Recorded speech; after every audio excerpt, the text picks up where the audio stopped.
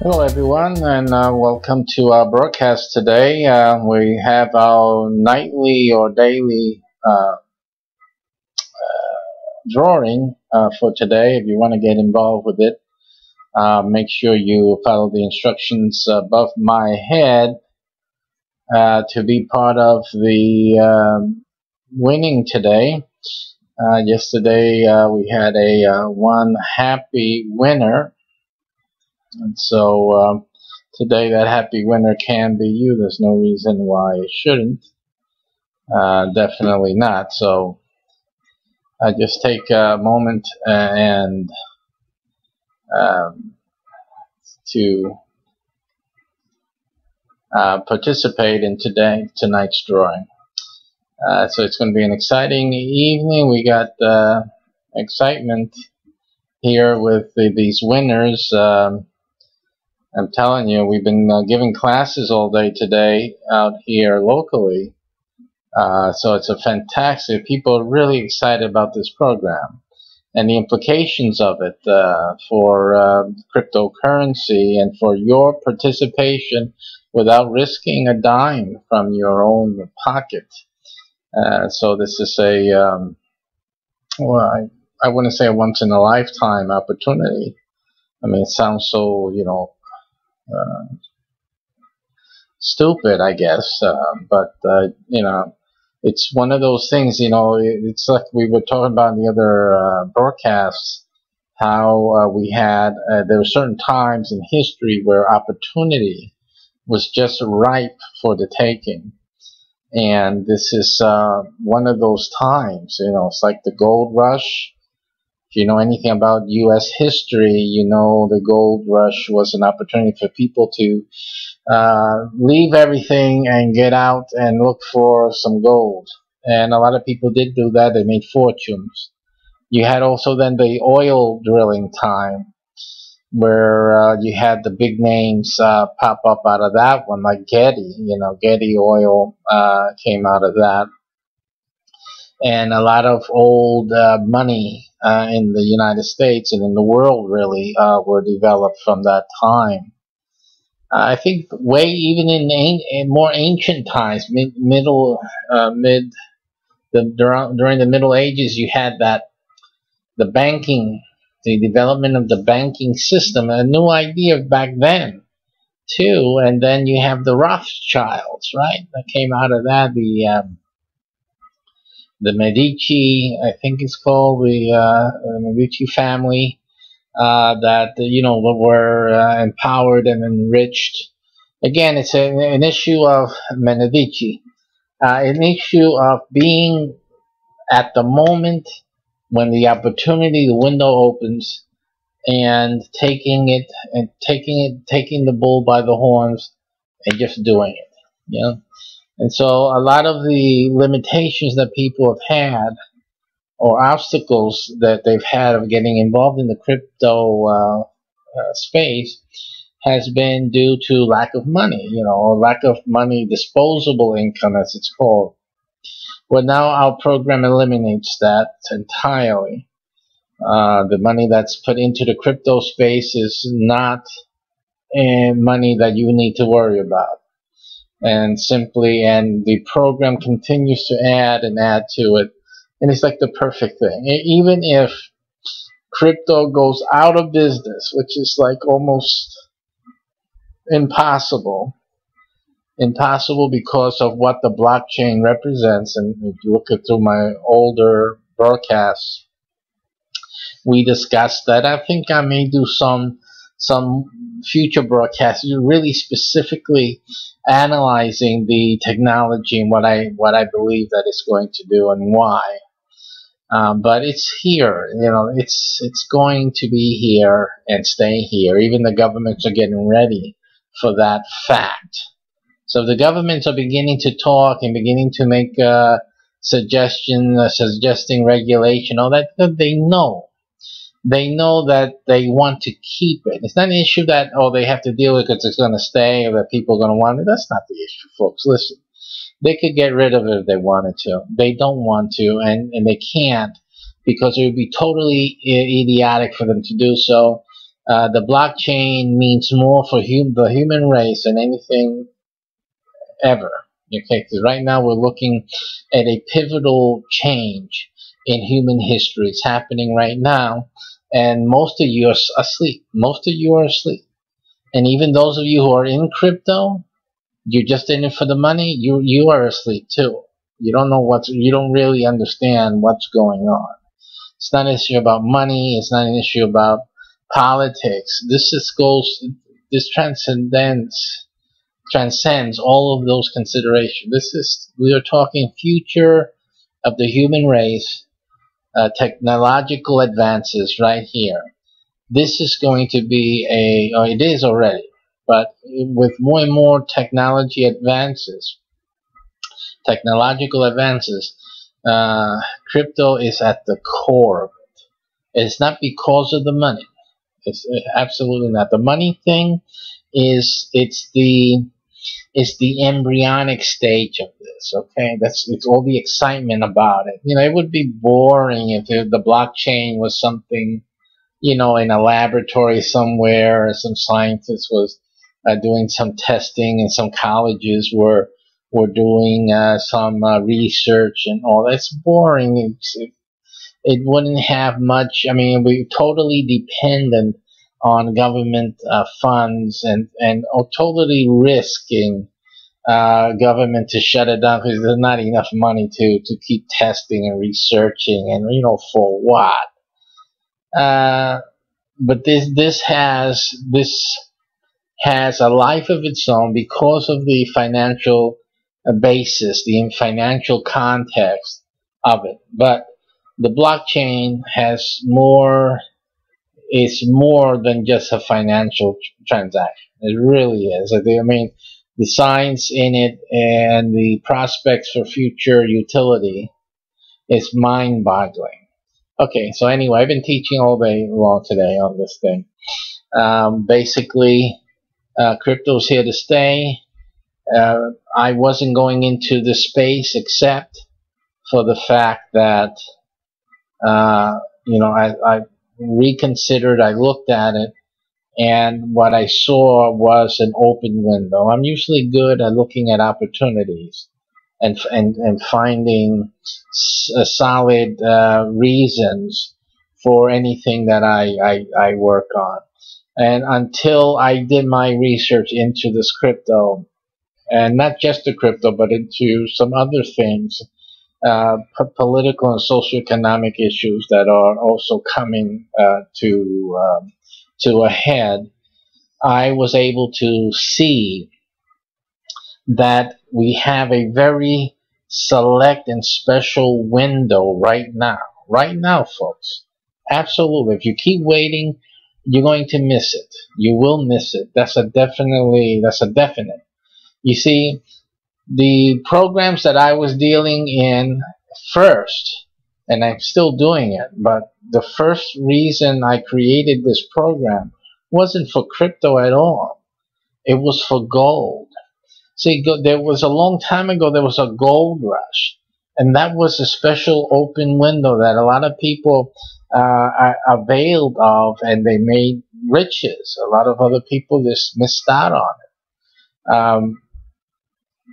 But we still have gold today, and gold has its value and its utility if certain things happen.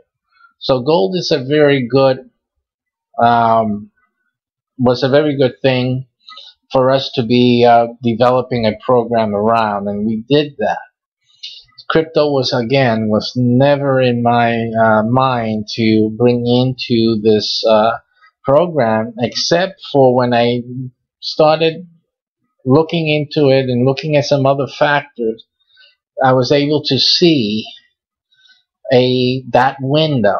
I said, wait a minute, here, no matter what, there's a window open right now, and it's going to close. That opportunity is going to close. It's going to dissipate. It's going to be sanitized. It's going to be when can we call spayed and neutered. But right now is the best time for anyone hearing this broadcast, anyone watching, to get into crypto, but the right way. Not, I'm not suggesting investing. Um, Investing your money, you can't sleep. With the things going up and down the way they are. Who can sleep like that? And I know people, professional traders, who haven't been sleeping the last few days. Right now, today, Bitcoin went up into the 9,000s. It was down to 7,000, I believe it was yesterday or so,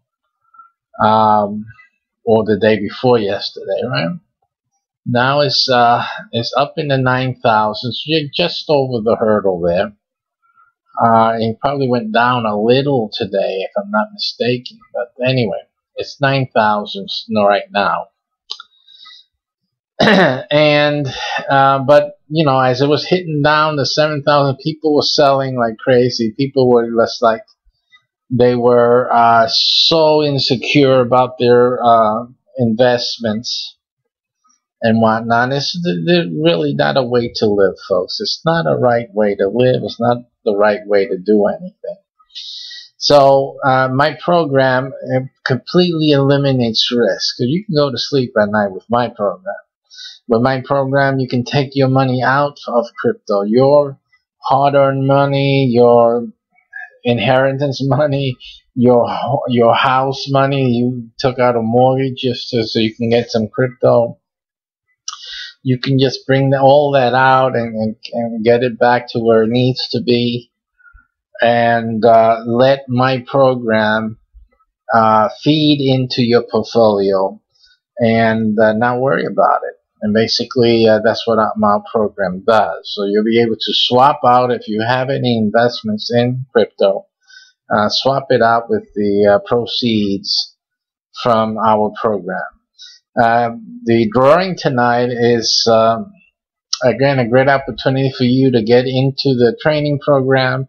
It's a 5-month training program. You buy your 1 month today, and right now, just go up to this URL and just get into it. And you'll get a 1 month into the training program, and you'll be in the spin tonight. You might get a full year of basic membership. You may get a full year of the pro level membership.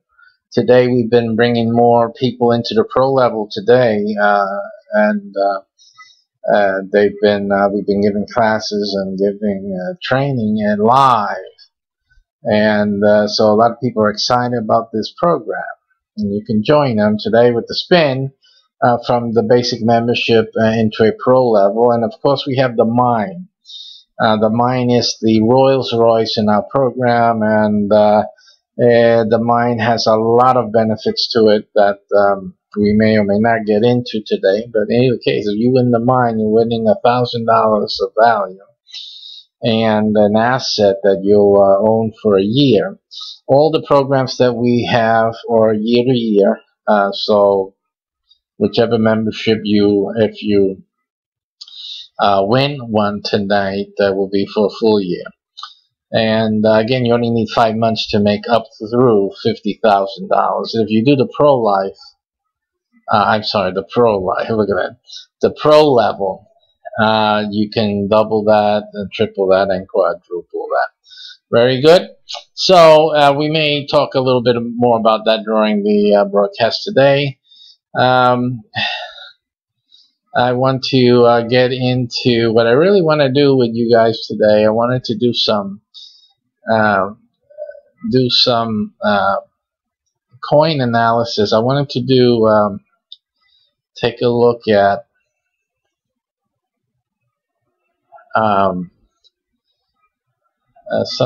these coins, so you can see we're looking at the graphical interface of the pro level software, and so we're going to look at what these we looked at Bitcoin. I want to take another look at Bitcoin today.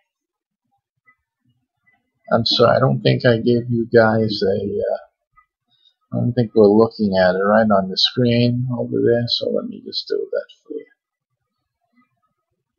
Get the screen up for you.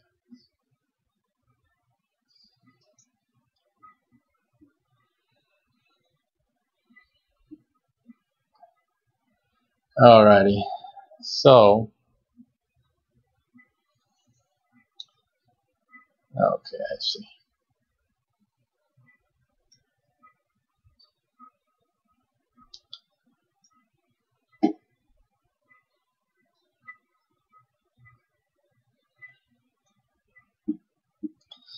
All right, so we see Bitcoin now at 9,050.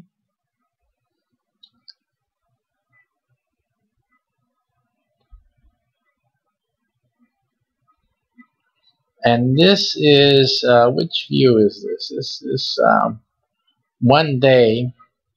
You see that sometime today went down, because I noticed it this morning, that it was heading downward at some point. It was going to head down, and I had that particular feeling. Let's see here. I had my first class today around 10 o'clock. At 10 o'clock, when I checked, okay, that Bitcoin was at 9,068, pretty much, where it's heading towards now. And during the course of my class today, you see that it dropped down. By the time I finished the class, we finished around after 12. And we see here that right when I finished that class, it had gone down to $8,900. Can you believe that? That's so crazy.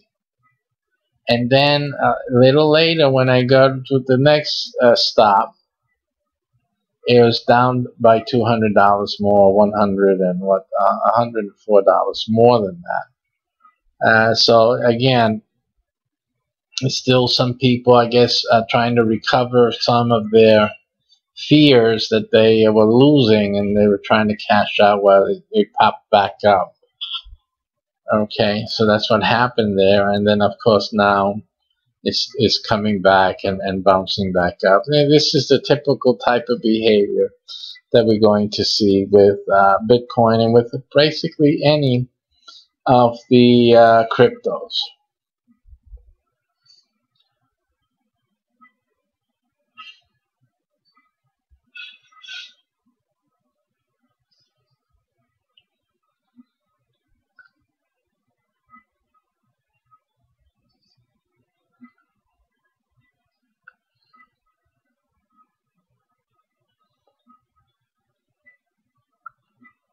I got some of tonight's dinner still in my jaw here.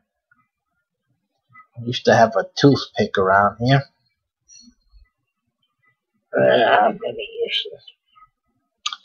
Someone complained that I used wood toothpicks, and that was destroying the ecology.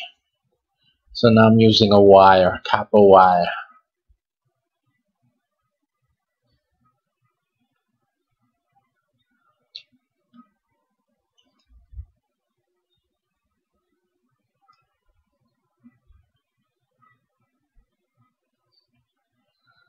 I usually found strange people doing certain things on their broadcast, and on Sunday I would never do such a thing when I'm teaching scriptures. But it seems like the most popular broadcast, people doing silly things. So I figure it doesn't matter. Decorum does not matter anymore in this modern society.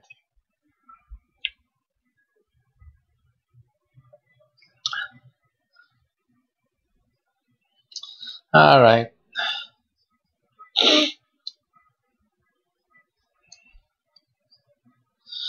Somebody says here, this is a Zook the Nuke. On the commentary says, who thinks that Bitcoin blockchain will become illegal to possess? Which is really retarded to think that, since it was found to contain child porn. Really? And now they want me to sign in. Are you crazy? They contain child porn in the non-financial data. If that happens, it will go to zero overnight. Wow. And then they're putting in all this type of garbage. Almost as bad as what they did with the elections here in the U.S. You guys are going to have to learn something. You should learn something from the elections, right? It's called like fake news. You heard that term, fake news? So you guys, you have to understand what's going on with the White House, the politics around it, and some of you are part of that, but you have to understand something, that the same thing, what comes around, what goes around, comes around. So a lot of the stuff that a lot of people who are investing in cryptocurrency, a lot of the stuff that you've been engaged in politically, a lot of that stuff is going to come back to haunt you. It really is going to come back to haunt you because you will fall. You already fell for it, but I don't want to confront you like that now. I just want you to be careful because, one thing is politics, another thing is losing your money, losing your shirt. So I don't want that to happen to none of you, okay? Because you really don't deserve what you're doing. What you're doing yourself, the things you're participating in, you don't deserve to eat that plate. But I'm just giving you the heads up. You guys have to be careful with this, okay?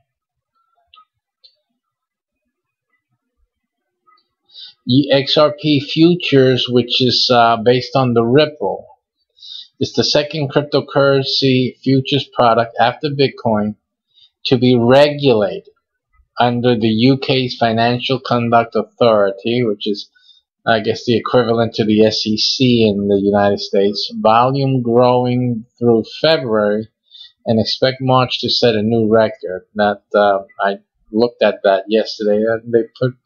This is the article that I looked at yesterday here. So that's there.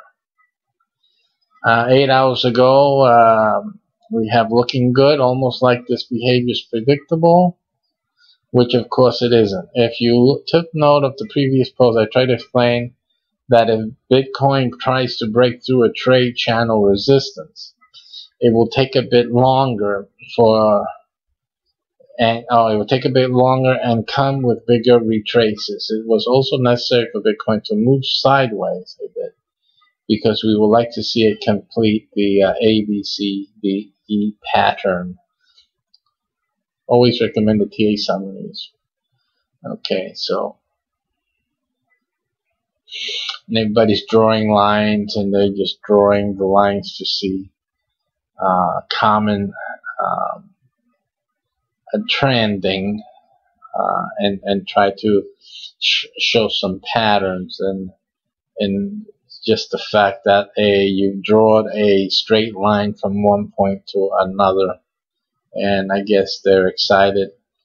I mean, when you see wriggly lines like that, it's comforting, I guess. It brings some sense to it if you can see a straight line go from one point to another. I guess that's the point, isn't it? Okay. So, Bitcoin down to 9,050. As we're announcing also tomorrow, we have another gathering, another group in our Bitcoin program. We have a few subgroups in the program, of a few sub-programs going on as well, which is a very interesting development. And tomorrow I'll be meeting up with some of those folks in the program.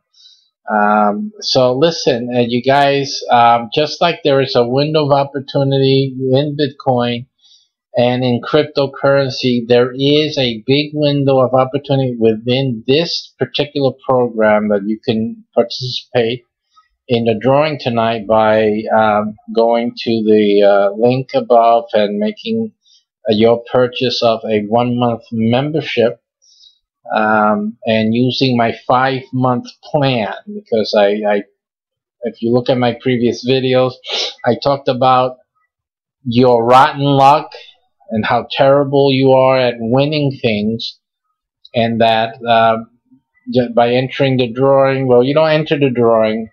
Your $10 tonight is for the membership, basic membership, but you already win because you're saving $15. No one else can get it for $10. 1 month membership. You're getting it for $10, so you win. Simple. It's the only place, the only time to get into our program at $10 for 1 month is right here and right now. So you're winning. So even if you have terrible luck at winning at a drawing, you already win by becoming a member tonight. Now, since you have terrible luck, you won't win anything tonight. You won't win any upgrades tonight.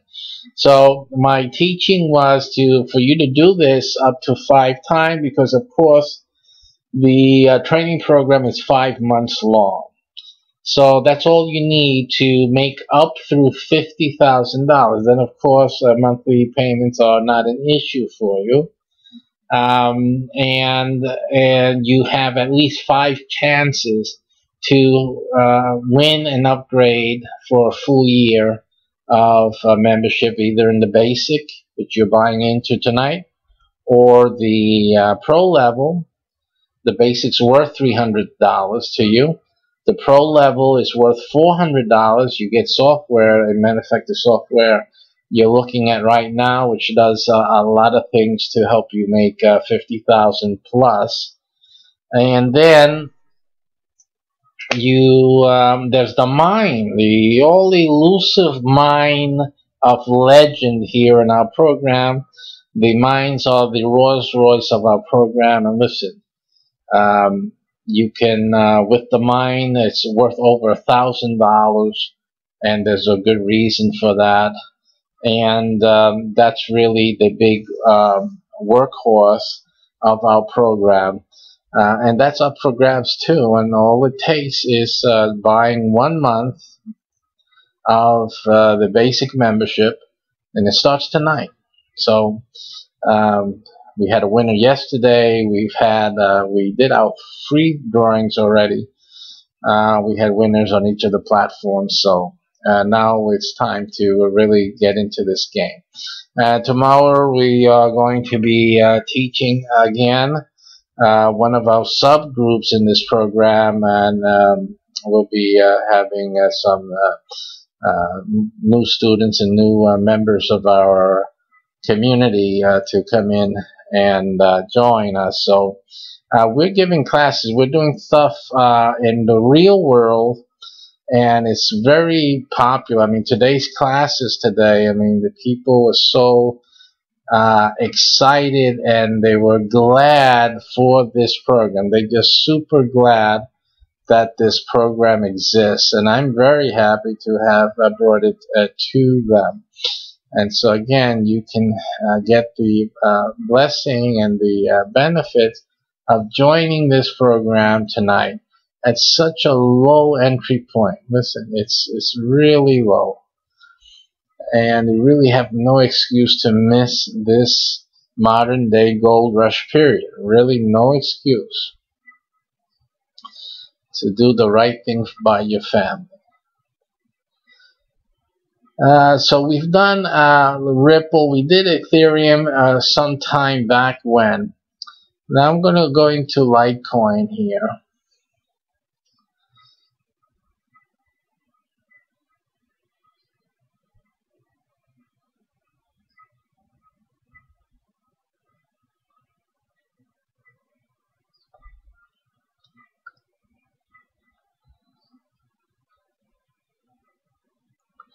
Litecoin,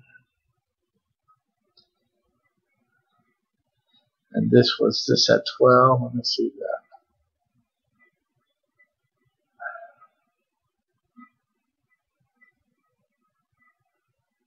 This is 1 day.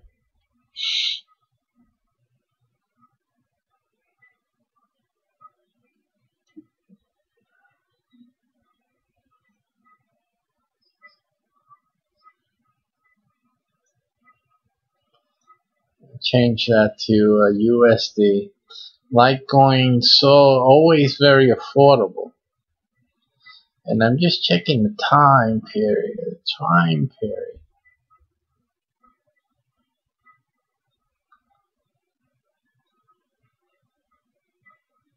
Around after 12, I gave a class today. I'm not getting the crosshairs here. Let me see why not.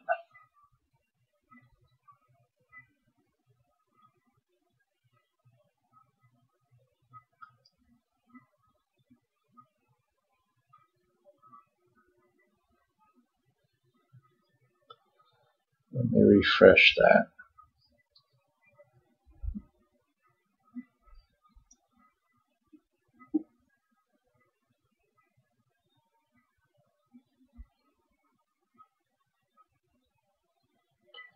Okay, so now I'm getting my crosshairs, and I'm looking at this time, right?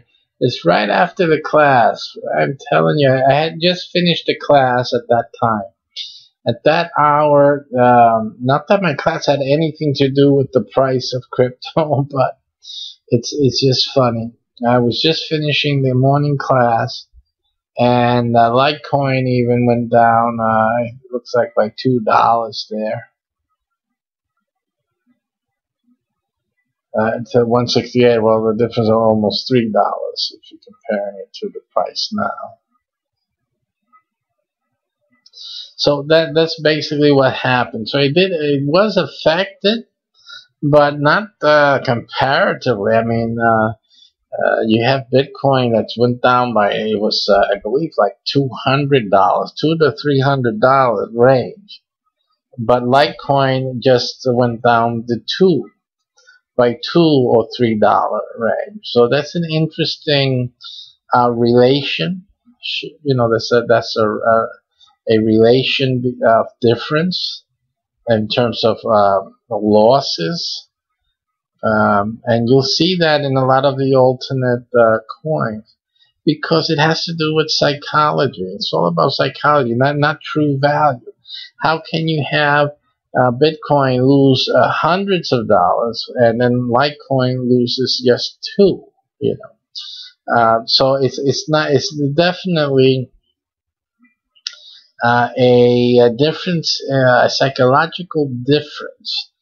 They still suffer losses when the big guy loses, but again, the loss is I guess you would have to call it relative, wouldn't you?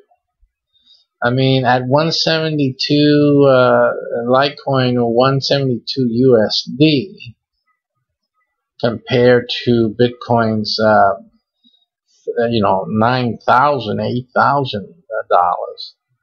Yeah. So, you're looking at almost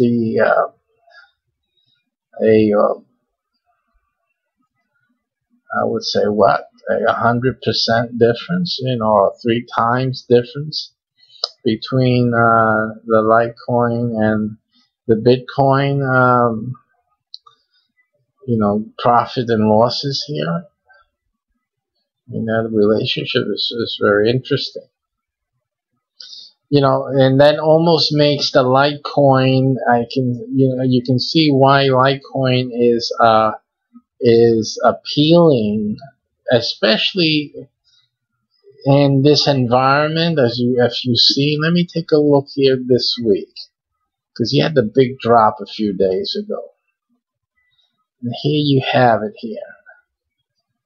See, you have this drop, but that drop is only down to 140. So you're talking about a $30 difference. $30 from Bitcoin's, thousands, about $3,000. You're talking about 1% here, folks. 1%. 1%.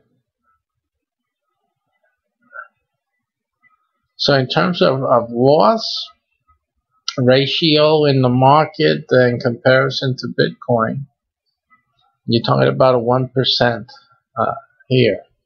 So for anyone that's risking their own money, Litecoin seems to be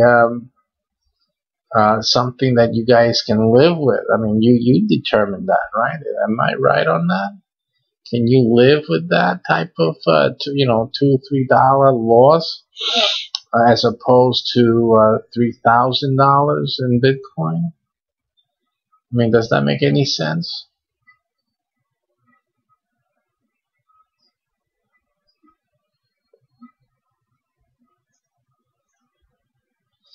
Again, in our program, we don't promote the day-to-day trading. We're not into that. Again, you do whatever you want with your portfolio. Just simply that our method of working and making a Bitcoin or cryptocurrency makes the need for watching and trading obsolete with our method. Not really necessary, because with our method and our program, even if all the money that our program generated for you, and it never really generated for you unless you stop. But if you continue doing the program, you'll always generate in crypto with our program. And even if everything shut down, if everything collapsed, if Bitcoin did like someone had commented here on the board here at Crypto Compare, and one of the comments said that mentioning that thing about child porn and whatnot, and then that forcing Bitcoin to be shut down. It's really ridiculous.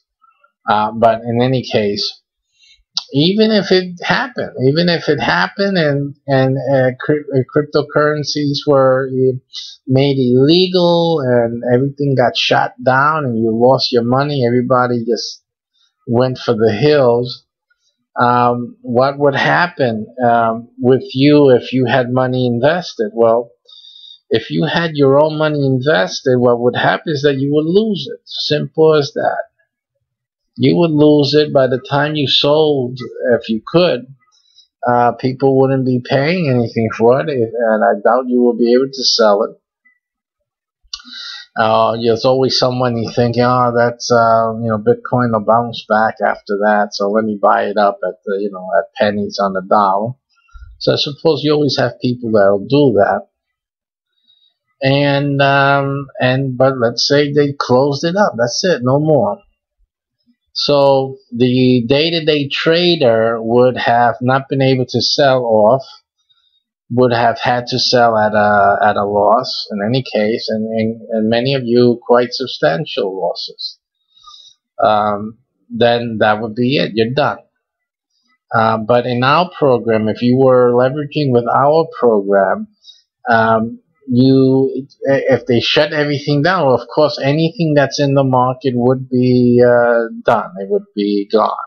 So yes, regular traders and people in our program will suffer the same type of losses.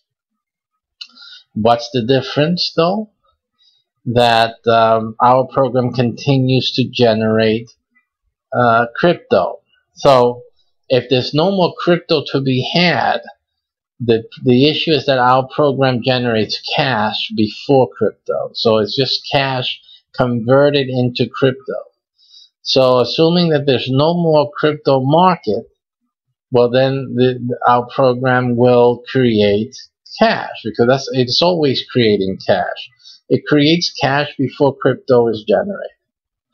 So what's the difference tomorrow if everything got shut down and no more crypto could be bought or sold, and everyone lost their investment?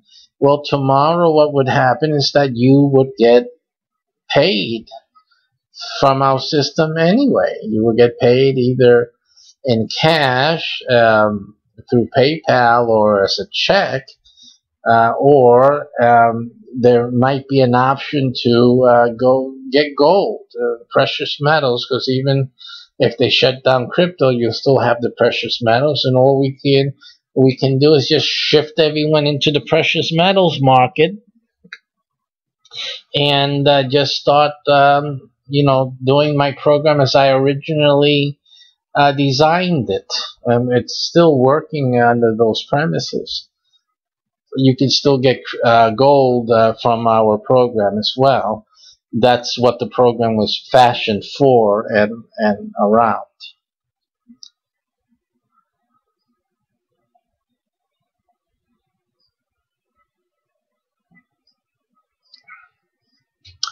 A lot of the students are amazed at hearing that, and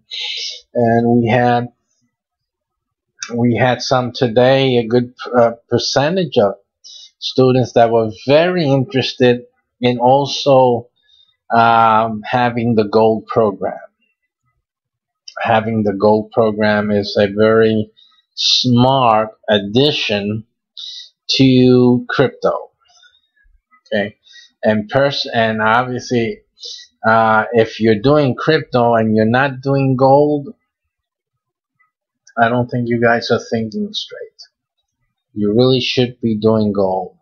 If you're doing crypto, you have no reason for not doing gold.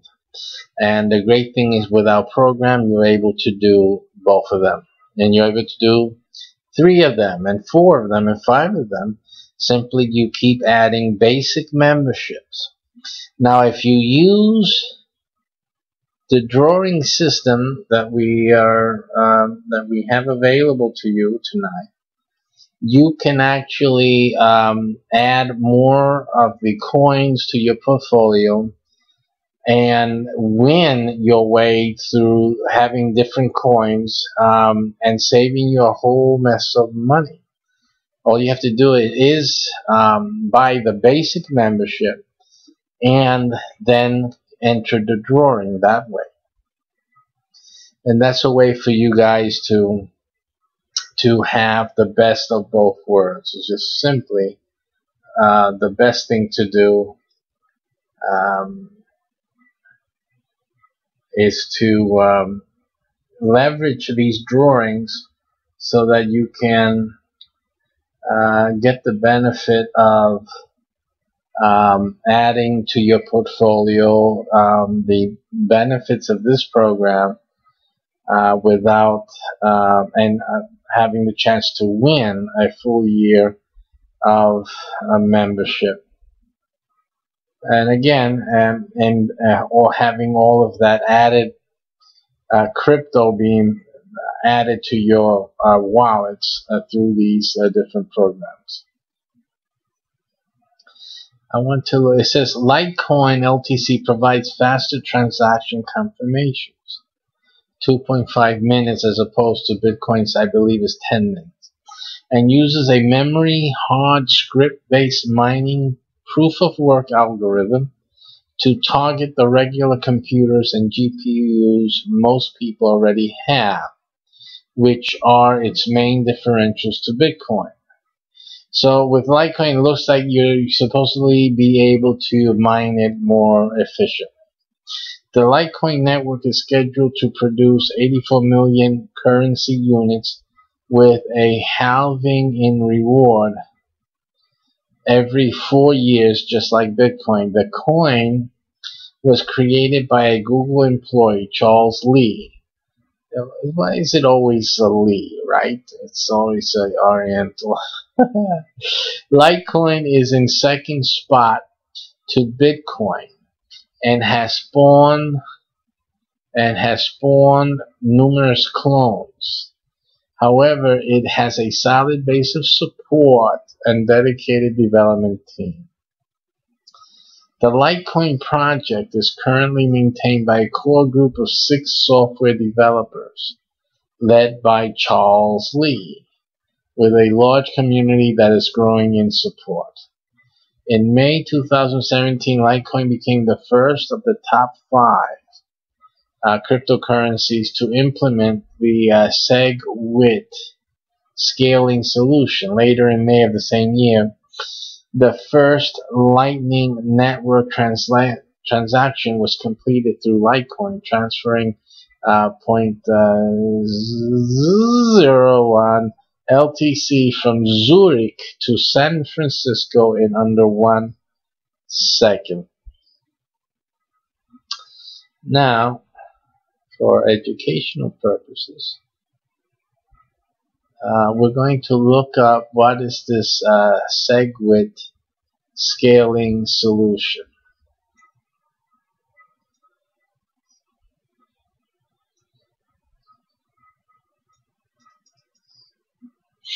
I'm trying to get some.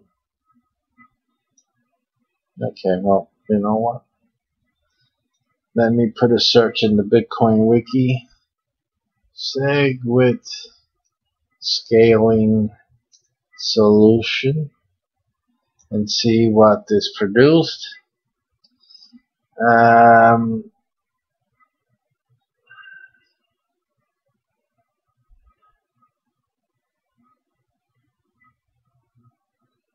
It says here that the SegWit support is a workable solution, provided it is activated before August 1. It is a workable solution. So I don't see any. Let's see what this block size limit controversy is. Let's see. In 2010. I'm going to try to make this bigger so you guys can read also, and let me let's see if we can move this all the way up here. As you can see in the software, we have sliding windows to accommodate your research. So here, block size limit controversy. In 2010, a block size limit of 1 megabyte, again this is Bitcoin Wiki, 1 megabyte was introduced into Bitcoin by Satoshi Nakamoto. He added it hidden in 2 commits in secret. The original limit was equivalent to a soft fork, since prior version of the software would accept a smaller blocks without issue. They were all forward compatible with this change. The limit was not changed again before Nakamoto disappeared, and right now is a part of Bitcoin's consensus rules, requiring a very invasive hard fork to change. As transaction volume increased with widespread Bitcoin adoption, increasing the limit became subject to heavy debate in 2015.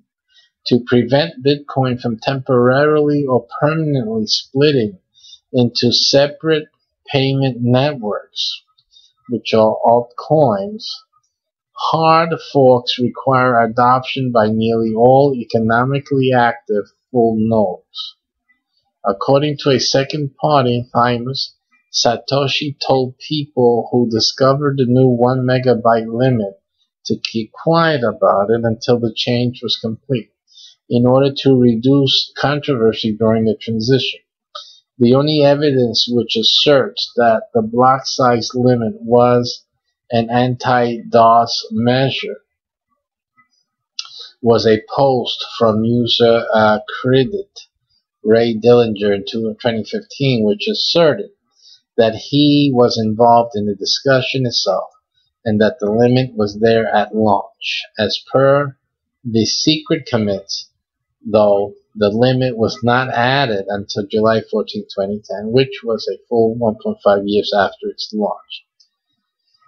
Arguments in favor of increasing the block size so that more transactions can be had per second, and off-chain solutions are not yet ready to take off the load from the main blockchain.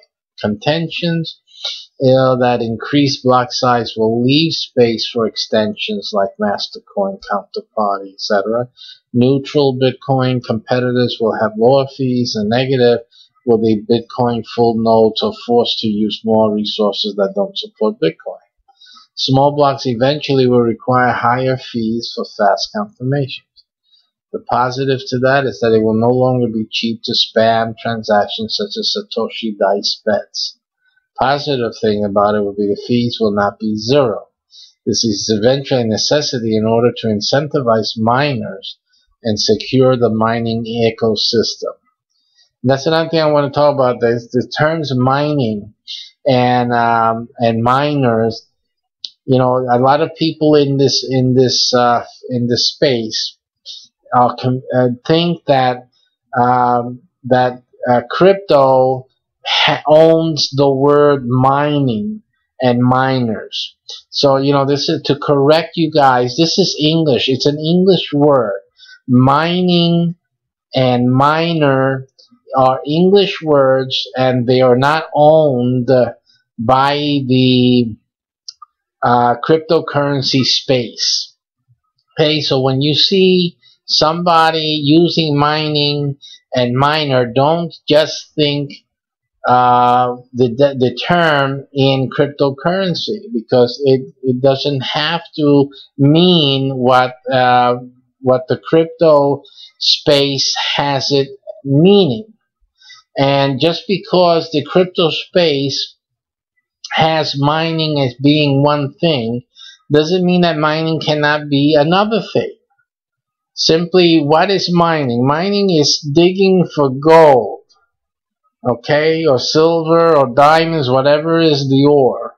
That's where they got it from. The same right that Bitcoin and cryptocurrency have in using the word mine and miner. They're not using mine. Mine is mine, by the way. I have a mine. We in our program we have mines. Okay, huh? See that? Okay, but also we have miner and basically and miners in our program is more traditional. It's the person digging ore. He's a miner. And in our program, a miner is the person digging ore. I am using the word more correctly than the crypto space, simply. You see, but again, and then we have mines, which the crypto space is not using, because they don't have anything like that, but I do. Our program has mines, and simply mines are structures that contain ore that must be dug out, must be developed. And it's the same thing that we have in our program. So, you know, when if you hear someone from our program discussing mines and miners and things like that, and then you're wondering, well, why are you speaking like it's not something that I'm aware of? Well, it's simply because, first of all, miners are not exclusive term to crypto. It's just simple. It's not exclusive to crypto, number one, and number two, you know, crypto borrowed it from the original word usage of it. So just because I'm using it in the original sense doesn't make you know, shouldn't cause confusion. Simply, you have to understand that there could be other ways of making cryptocurrency. Simple.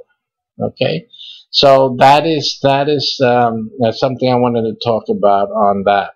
The negative also is Bitcoin may look unattractive to new users with high fees. This is the negative about small blocks that will eventually require higher fees for fast confirmation. Now, negative is high fees may stop or reverse global adoption, investment, development, support, and centralization. And again, these are considerations.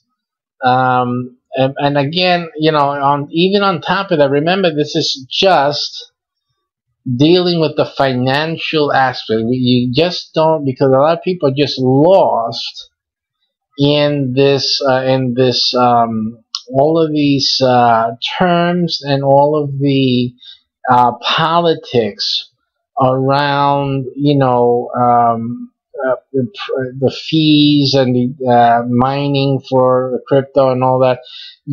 There's so much in this space that you learn about that you tend to not understand the bigger picture.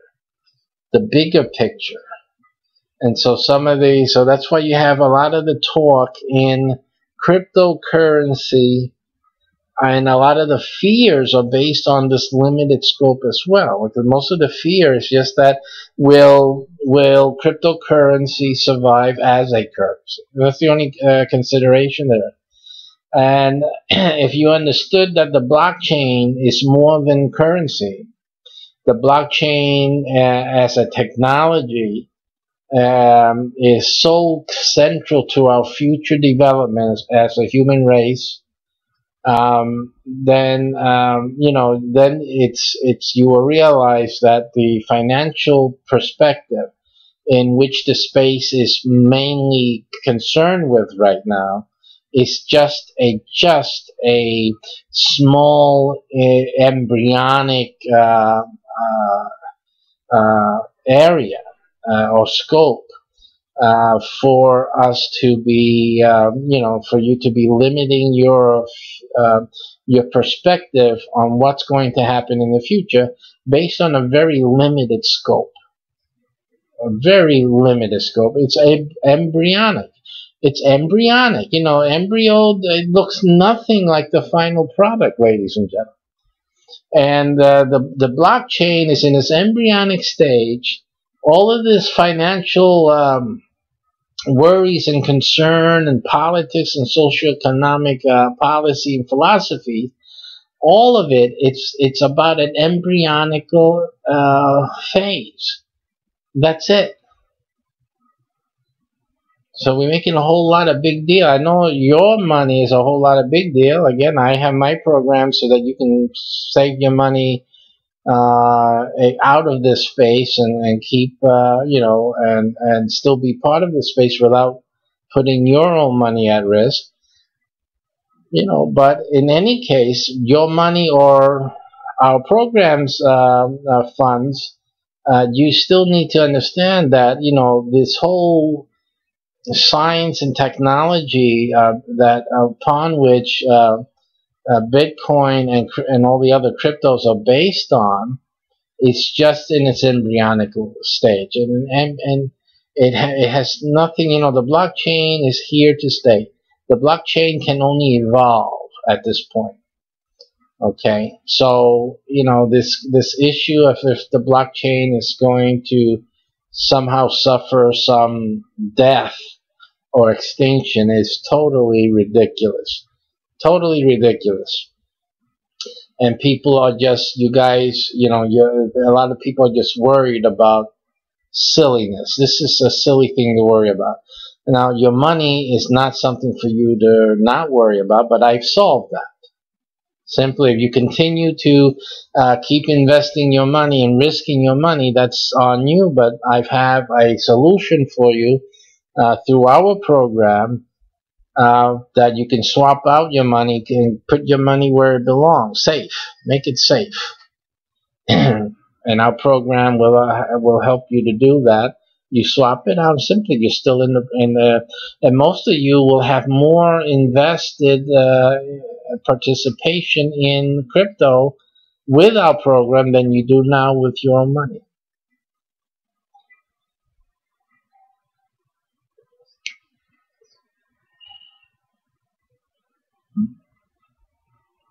So we have also negative Bitcoin users. Another negative would be that Bitcoin users pay higher fees. A low block size limit encourages higher transaction fees to incentivize miners. Let a fee market develop.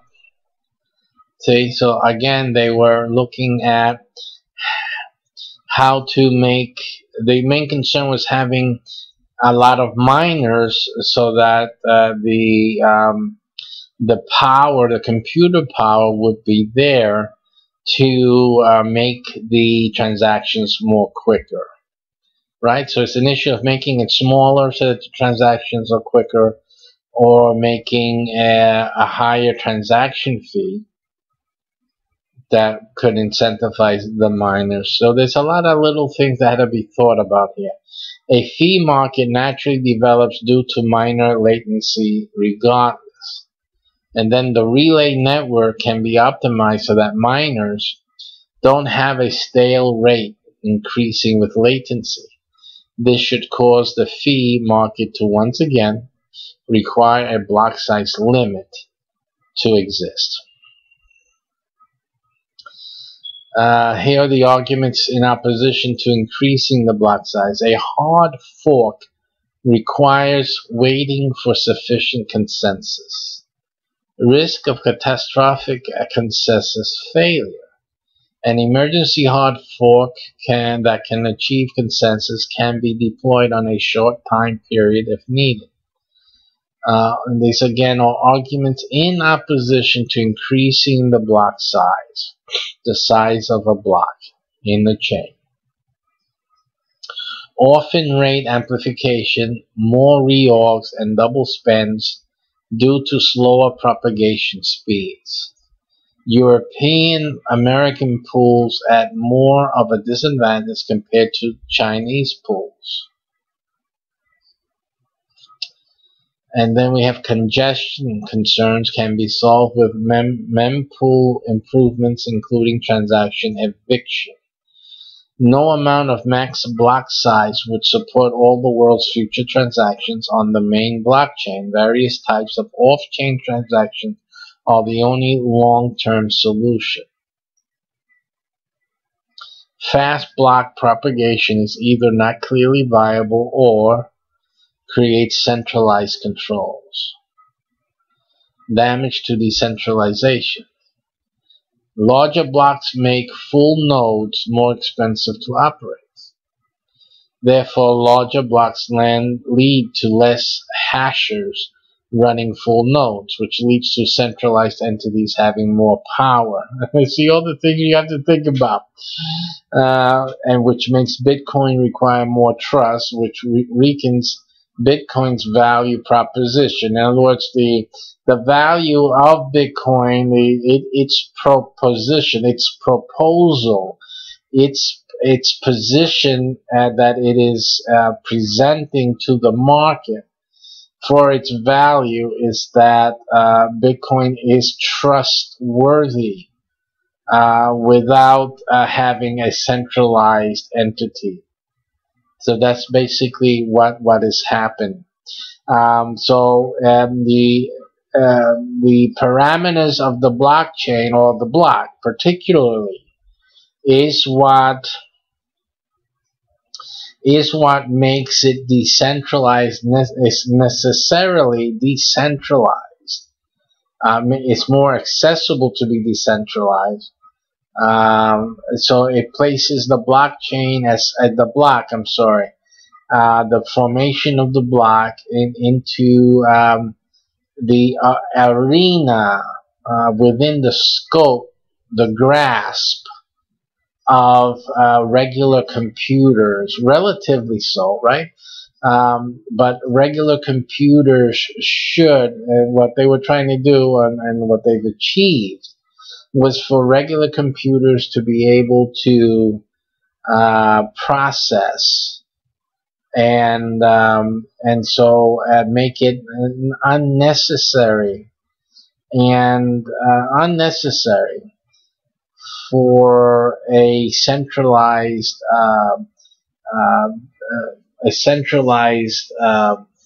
block verification. So again, and so that is the inherent value as they create, and this is where they call the mining from, where they mine and get the reward for processing this information. And their reward is the discovery of the ore. In other words, the fabrication of the ore, the coin itself, or parts of it, which are rewarded for the completion of a block. Bitcoin is only useful if it is decentralized, because centralization requires trust. Bitcoin's value proposition is trustlessness. In other words, that there is no need to have any external organization or entity as a guarantor of its value.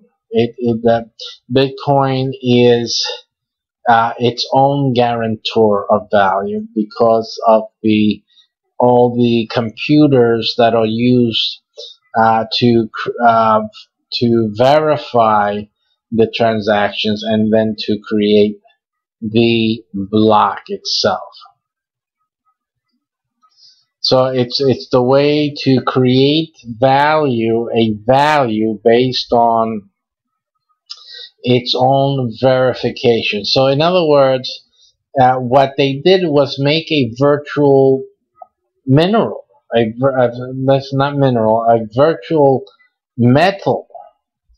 Because if you look at it as real gold, if you compare it to the metal, the premier metal, which is gold. Gold is, if you see the stamp they put on, it says 99.99% pure. It is what it is. Gold is gold. So what they did with Bitcoin was that they made it something. They made it, Bitcoin is what it is. They made it into a commodity because of the way it is created. It is realized.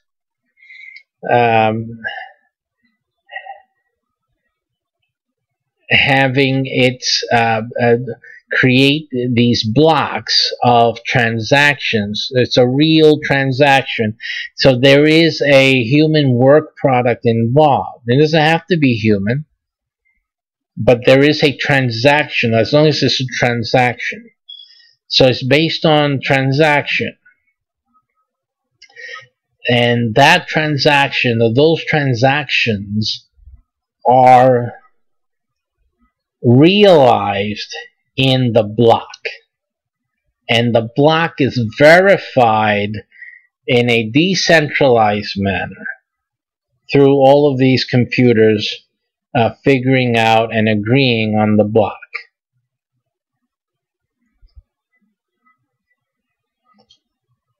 So in essence, that is the essence of the precious metal.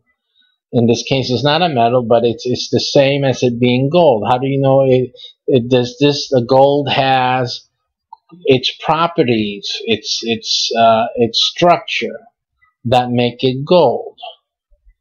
And so, in the same fashion, Bitcoin has its structure that makes it Bitcoin. See, that it gave it a structure, and that structure is physically is a transaction. It's based on transaction, and so therefore the value really of Bitcoin is the value of work, of human work, or even machine work. It doesn't have to be human work. As long as something is produced, the something is transacted for, it itself is a construct of the block.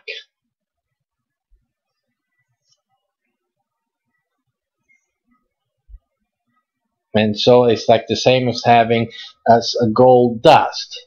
It's a value. So, I can give you some gold dust in return for some, material goods or services. It's the same type of idea. It's still, what is this gold? Why is this gold precious? Why is it a precious metal? Why is it sought after? Why is it a commodity? Why is it traded? It comes from the ground, for goodness sakes, why is it of value? And it's simply because people have always, not always, but we've come to, as a human society, have come to admire and value gold. Its practicality, its usefulness, its malleability, its application in various things, in jewelry and other things, and dental fillings and whatnot. Basically, its aesthetic qualities, uh, all of the above, and has made it so valuable, and its historical context has given its legendary position. It doesn't have to have a great value, but it has a legendary position as being a symbol of value and of wealth, of riches. So gold and its long history of being a money, a form of money before other forms came into being, and as you know that our own monetary systems were at one time or another based on gold standards, although today it's not no longer. Still, gold it's a standard. Gold is going to be always recognized as a value. Simple as that. So with the Bitcoin and its value, so it's always, even the gold that's had, to get the gold, it has to be mined, it has to be found.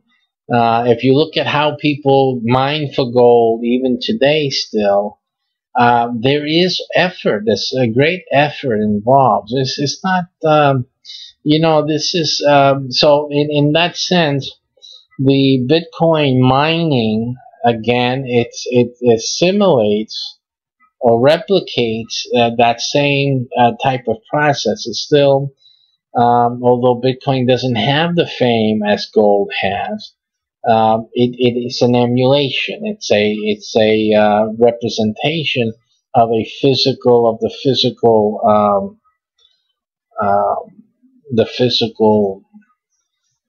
mining operation or process.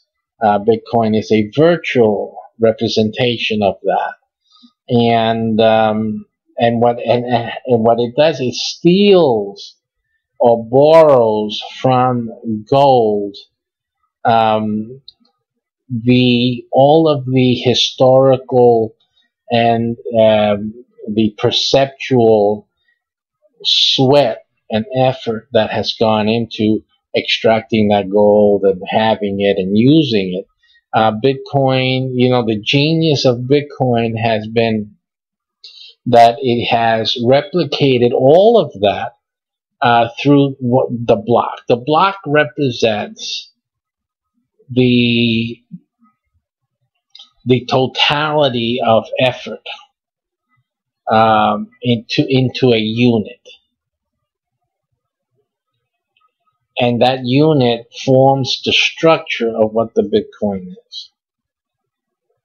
So that's how the Bitcoin has obtained a value.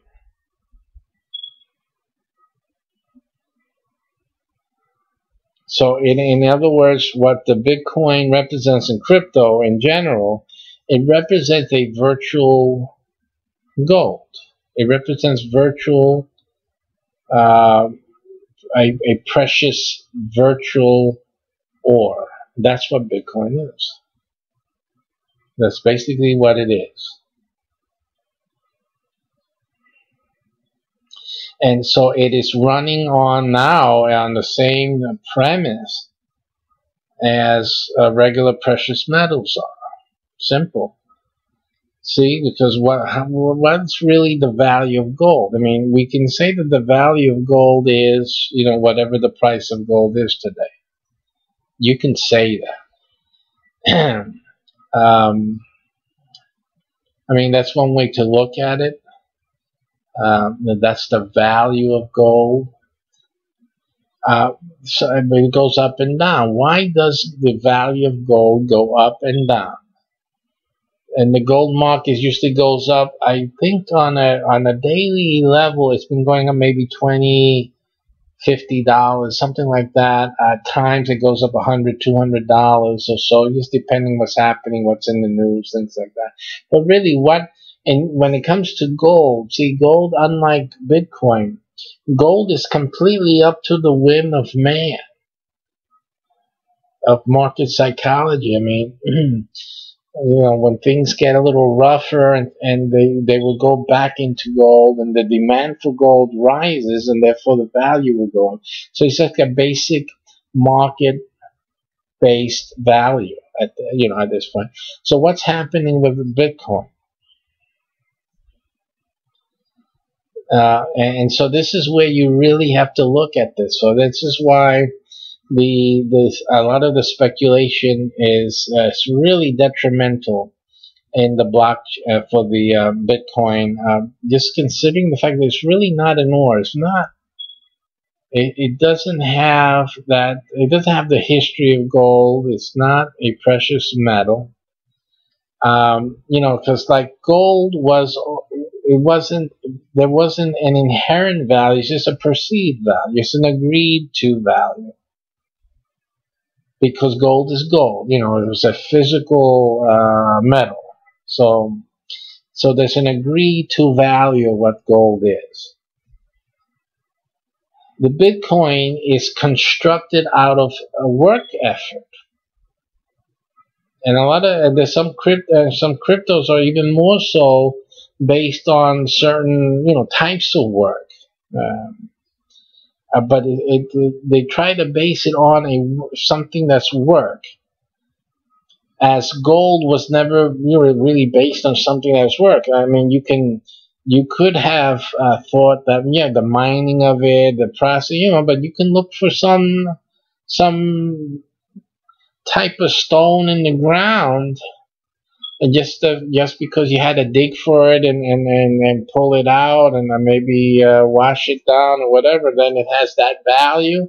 I mean, yeah, we do that.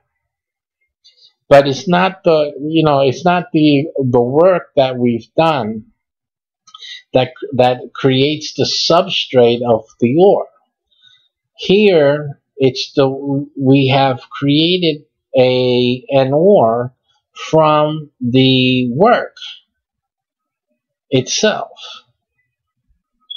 So the ore doesn't represent work or isn't the focus of work. It is the work itself made into a value.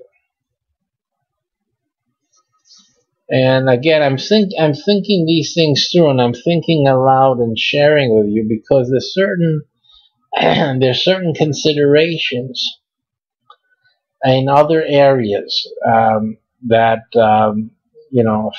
philosophically, in some instances, that this idea impacts the idea of the virtual currency, the virtual value, of which Bitcoin is the king. In other words, it is the progenitor of all of this crypto ideation.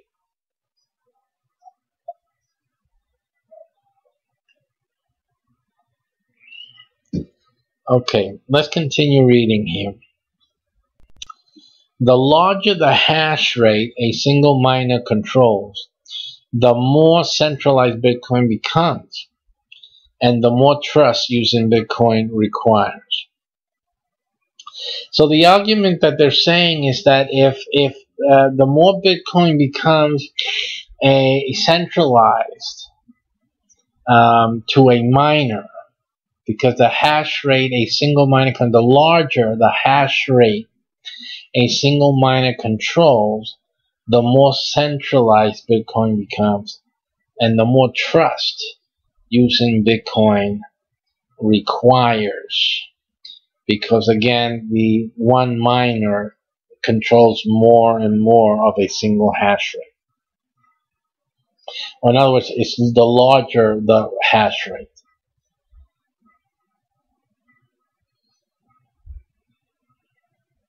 Running your own full node while mining rather than giving another entity the right to your hash power decreases the hash rate of large miners.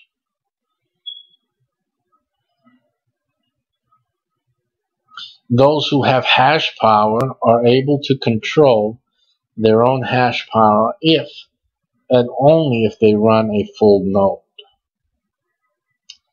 Less individuals who control hash power will run full nodes if running one becomes more expensive.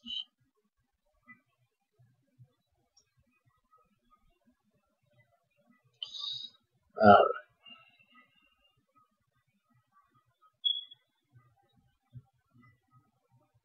Here's about Bitcoin XT. It's an alternative client that became notorious when it adopted BIP 101. Like, if I'm supposed to know what the hell that was, which would direct an increase to 8 megabyte after January 11, 2016 has passed, and 75% miners are in support, followed by doubling of the limit every 2 years, with the size increasing linearly within those 2-year intervals. XT failed to gain enough support to activate the hard fork, leading to Mike Hearn's resignation. I resign, damn it!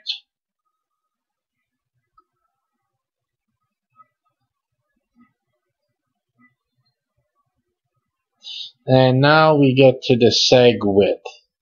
SegWit now, as we can now see this whole thing started with the SegWit, and that's what I started reading the article for, and we had some interesting insights. But now we know what the SegWit is. It's the segregated witness. Oh my goodness. The segregated witness. Come and learn with me. SegWit. So now this is and again, we're going to have to click on that, but move signature data out of the 1 megabyte block and into a separate witness structure via a soft fork, effectively raising the block capacity up to 1.4 megabyte of transaction. So let's hit the segregated witness, and here we go. Wow. And it's interesting, you see here, that's one of my complaints on these types of website. They have the wiki, but you see how the weakness of it. I put in the SegWit, and it brought me to that whole other article, but it didn't bring me to this one. This one, it should have had a tag. I mean, it's written right here in the sidebar. It should have given me this this article. It didn't. Sent me off on my philosophical tirade over there. Okay, so this is a type. It's a miner activated soft fork, and its purpose is to prevent unintended transaction malleability, which means the ability for the transaction to be molded,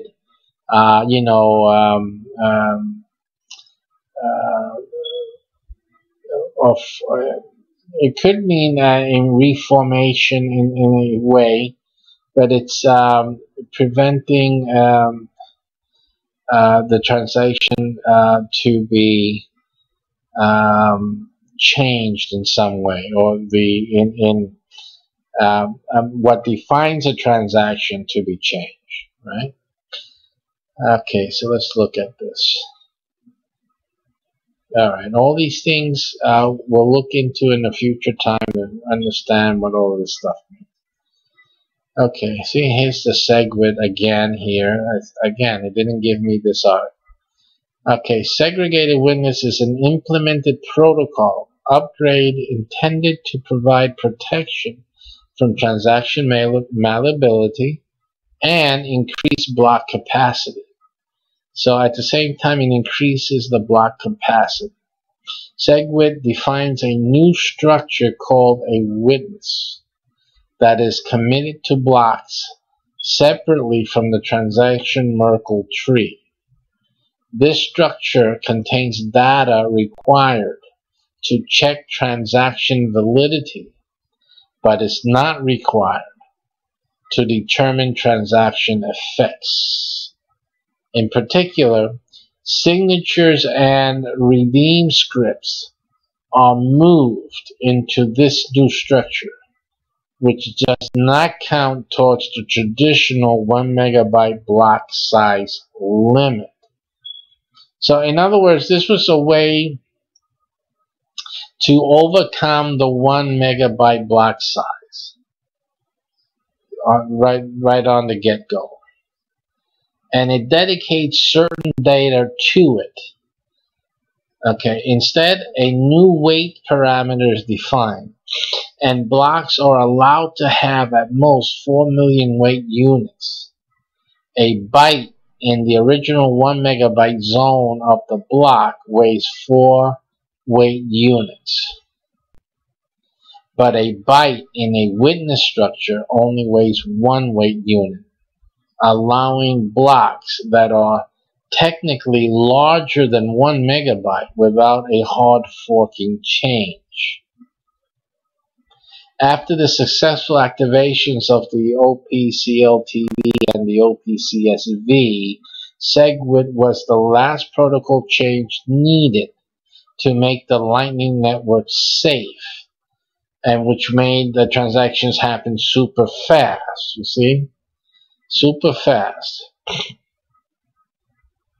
to deploy on the Bitcoin network, because the witness structure contains script versioning. It is also possible to make changes to or introduce new opcodes to SegWit scripts that would have originally required a hard fork to function without the SegWit. So the segregated witness is a way to put in another layer of influence of some type of not really control, but in a sense access to for the software to be able to manage itself, and in this case allowing it to be for transactions to go on more quicker than possible before. That's one of the options. I'm sure there's many other ways of the SegWit being used. How do I get cheaper transactions? One of the features made available by SegWit is a larger maximum block size. Since a block can hold more data, transactions that can use that new space may be cheaper than they would if the older and smaller maximum block size was still in force. To get cheaper transactions, you have to install a SegWit supporting wallet, receive money on new SegWit addresses, which start with 3. You must generate new addresses. Your old addresses will never be SegWit addresses. Note that not all addresses starting with 3 are SegWit addresses, and it is impossible to tell just from looking at an address whether it is a SegWit address or not.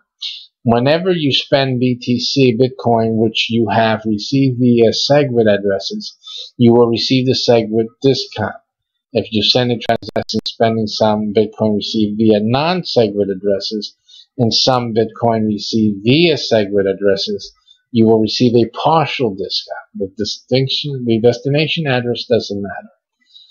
There are no compatibility issues. Non-SegWit wallets can send Bitcoin to SegWit addresses, and SegWit wallets can send Bitcoin to non-SegWit addresses.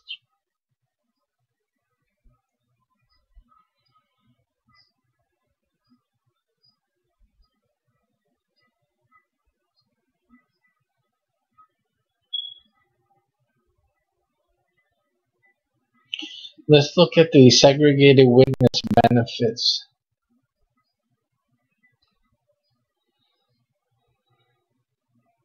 And look at the mailability and malleability fixes. Bitcoin transactions are identified by a 64-digit hexadecimal hash called a transaction identifier, which is based on both the coins being spent and on who will be able to spend the results of the transaction.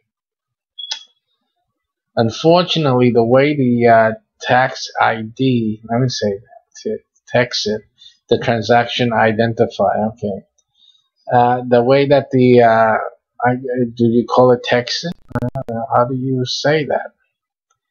Okay, so transaction identifier is calculated, allows anyone to make small modifications to the transaction that will not change its meaning, but will change the transaction ID. And if you understand how the blockchain works, you understand these the transaction IDs are calculated. You understand more or less what it entails.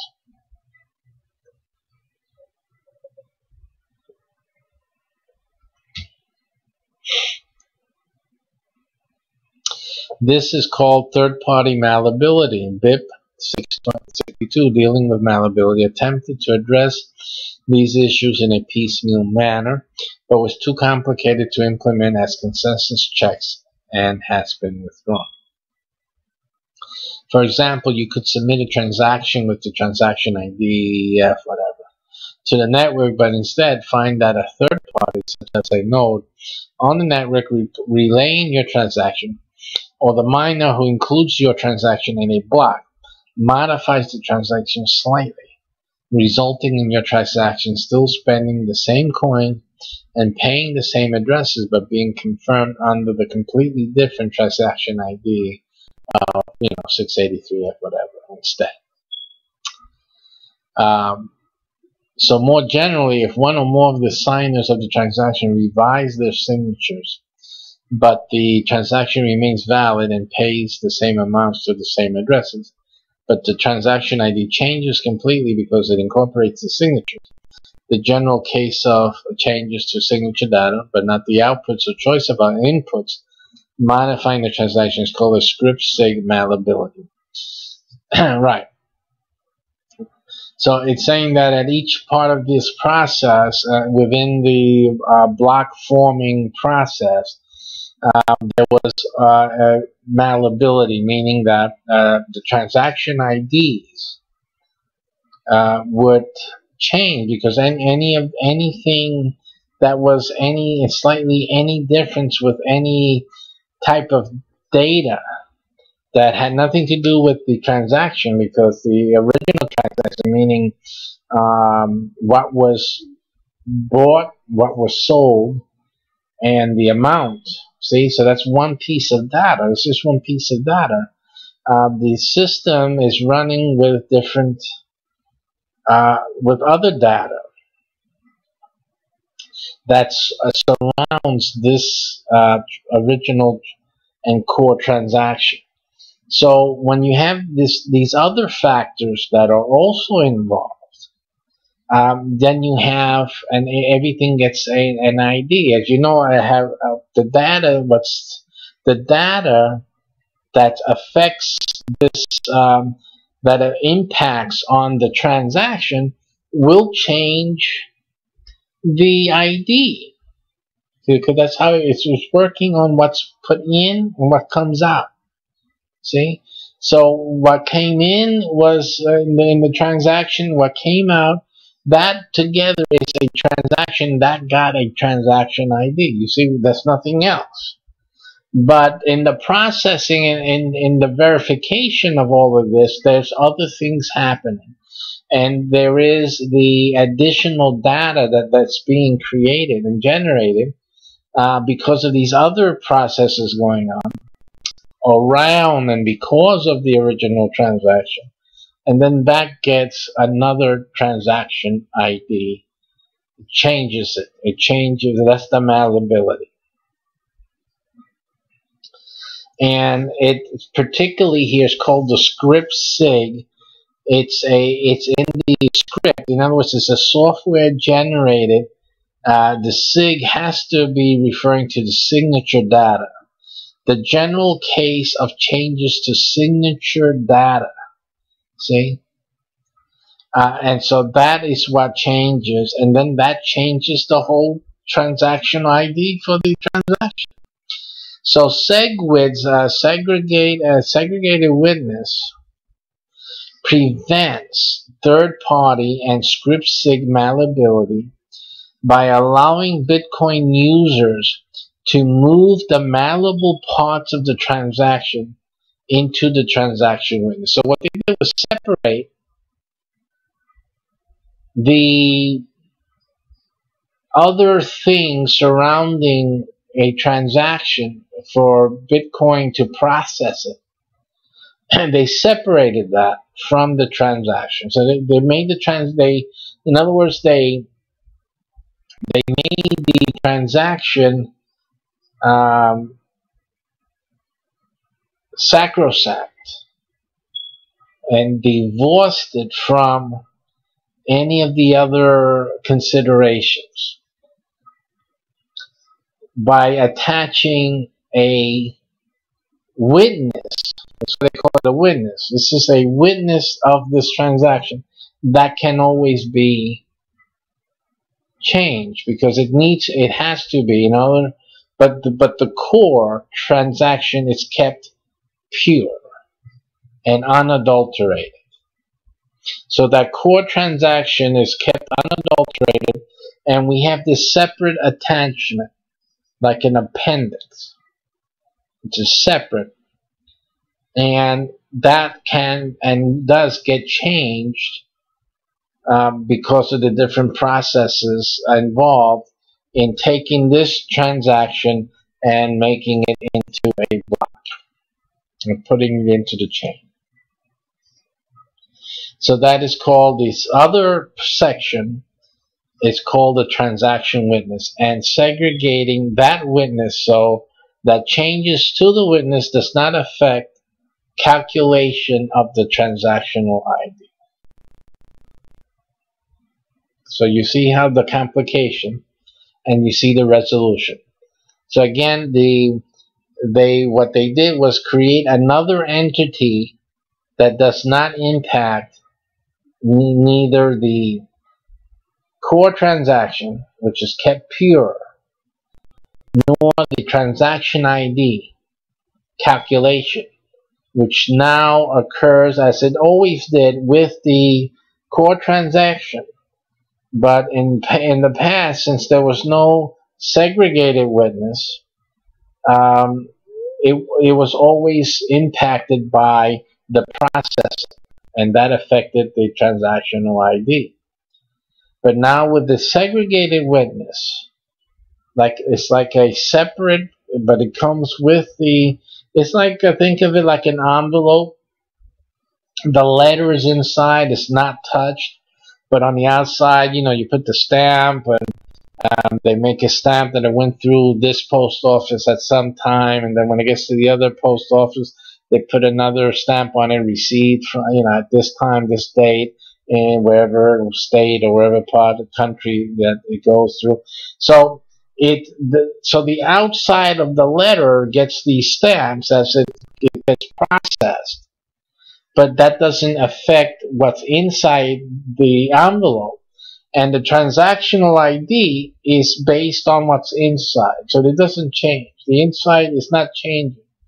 The outside is getting messed up and going through customs and getting stamped and all this, and all of that is fine for tracking and for processing and to finding out where the darn letter is at, but the integrity of the letter and all that is unchanged, and the ID number for that letter is also unchanged. So who benefits from the segregated witness? A wallet author's tracking spent Bitcoins. It's easiest to monitor the status of your outgoing transaction by simply looking them up by the transaction ID. But in a system with a third-party malleability, wallets must implement extra code to be able to deal with changed transaction IDs. So again, it streamlines that process of finding out what's happening to your transaction, because you know the number is not changing, and that's why it's easier to track. Anyone spending unconfirmed transaction. If Alice pays Bob in transaction 1, Bob uses that payment to pay Charlie in transaction 2, and then Alice's payment gets malleated and confirmed with a different transaction ID, then transaction 2 is now invalid. It's lost. Because, see, the original transaction ID upon which the second transaction is based was changed. And again, we're talking about being able to validate the transactions, right? Then transaction 2 is now invalid and Charlie has not been paid. So again, since the computers have to agree, they don't all agree that that Alice is actually So if Alex pays Bob one, Bob uses that payment to pay Charlie. Then Alice's payment gets changed because of the ID. So now Charlie, because Bob already got paid, you see.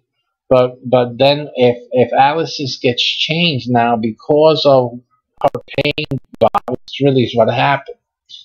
She paid Bob, and now part of that payment went to, but it changes Alice's transaction ID.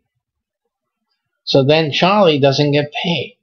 It's now invalid and Charlie has not been paid. If Bob is trustworthy, he will reissue the payment to Charlie. In other words, what happened before is that every payer had to be an initiated payer, so that the transaction was one-to-one. That's a peer-to-peer, not peer-to-peer-to-peer, which is where the problem is. Obviously, when they started, it was just peer-to-peer. And you hear that term a lot, P2P, peer-to-peer payment system, where one person pays another, period.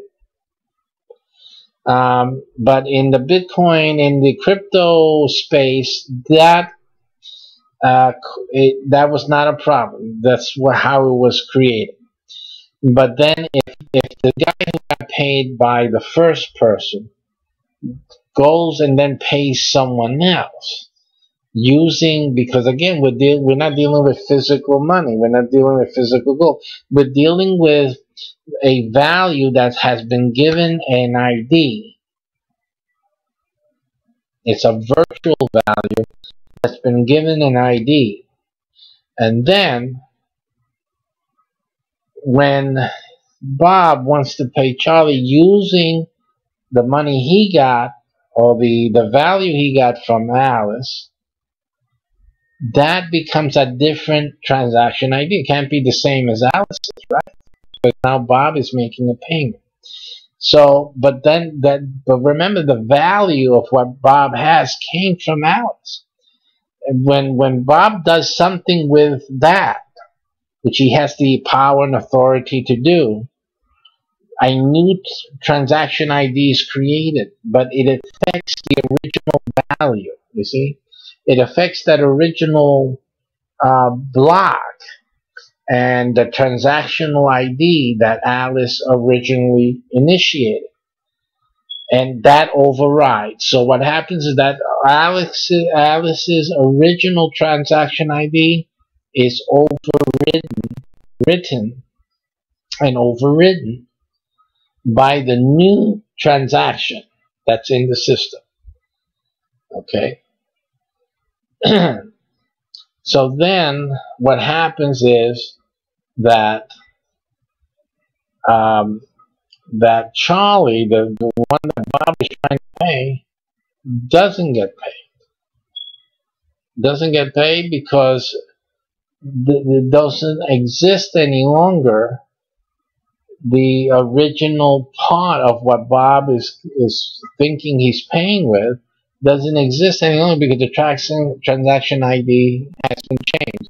So there's no confirmation that any money is there, or that money that Bob is referring to is actually there, although he has it. But when he's transferring it, what is it? Because automatically when he does the transfer, there's a new transaction ID, and all of a sudden the original value is non-existent. Because again, it's a virtual value. It's not actual money. It's not actual currency. So that's a problem created by this virtual currency. That used to be the problem. Now, if Bob is trustworthy, so then it had to deal with, again, trust of one person, which he then had to reissue the payment to Charlie. And if not, he keeps the Bitcoins to himself. The Lightning Network, with a third party and script sig malleability fixed, the Lightning Network is less complicated to implement and significantly more efficient. in its use of space on the blockchain. With script-sig malleability removed, it also becomes possible to run lightweight Lightning clients that outsource monitoring the blockchain, instead of each Lightning client needing to be also a full Bitcoin node. So again, it made it easier to track and to monitor what's going on, separate from the actual transactions happening. And anyone using the blockchain, smart contracts today, such as micropayment channels and anticipated new smart contracts, become less complicated to design, understand, and monitor, which is the biggest thing here. It's the monitoring of what's happening, understanding it, because there's a greater ability to track and monitor. And of course, you're using the segregated witness to make it easier to design and keep a track of everything that's happening with any type of payment type of situation. And there's a note here that says SegWit transactions only avoid mappability if all the inputs are SegWit spends, either directly or via backwards compatibility to SegWit P2SH address. Okay, so pretty much we've gotten a little understanding of what the SegWit segregated witness does.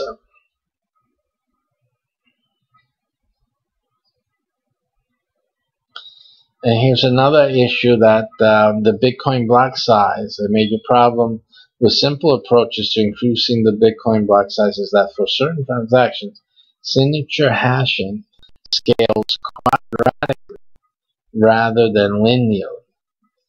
Okay, so in essence, doubling the size of a transaction can double both the number of signature operations and the amount of data that has been hashed for each of those signatures to be verified. This has been seen in the wild, where an individual block requires 25 seconds to validate, and maliciously designed transactions could take over 3 minutes. SegWit resolves this by changing the calculation of the transaction hash for signatures, so that each byte of a transaction only needs to be hashed at most twice. This provides the same functionality more efficiently, so that the large transactions can still be generated without running into problems due to signature hashing. Even if so the transactions are preserved, and since the transactions are based on the pure transactional core, those transactions can occur quickly. And so that large transactions can still be generated without running into problems due to signature hashing, even if they are generated maliciously or much larger blocks, and therefore larger transactions are supported, because of course all that other busy work is done with the segregated witness, and it has nothing to do with the original and core transaction itself. Okay, so all the BS and all the politics and all the commenting and all the other things, and gave it a separate entity, made it separate from the transactional core. Transactional cores can go through the system, 1, 2, 3, and we deal with the politics in terms of the segregated witness. And that's where we deal with the other stuff. And again, it doesn't affect the transaction. Transactions made pure is kept pure. See that? So it's almost guarantees a pure transaction. So that really, the segregated witness really added great value and purity to this whole system, which is amazing. Okay, it's 11:06. I think this is the longest I've done a program. So I'm going to call it a night at this point. We're going to have a drawing in a moment. So let me just go and review how many drawing people we have for tonight. Man, you have to be in it to win it, as they say. So let me just go through this.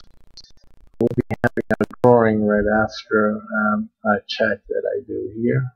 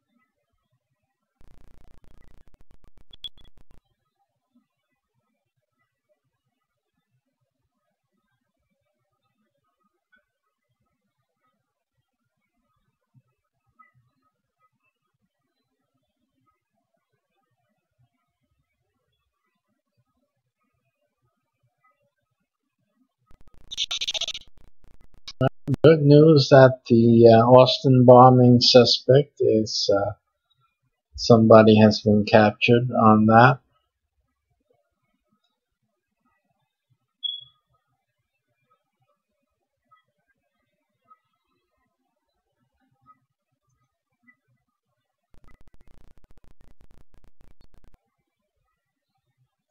And this time the gloves did fit.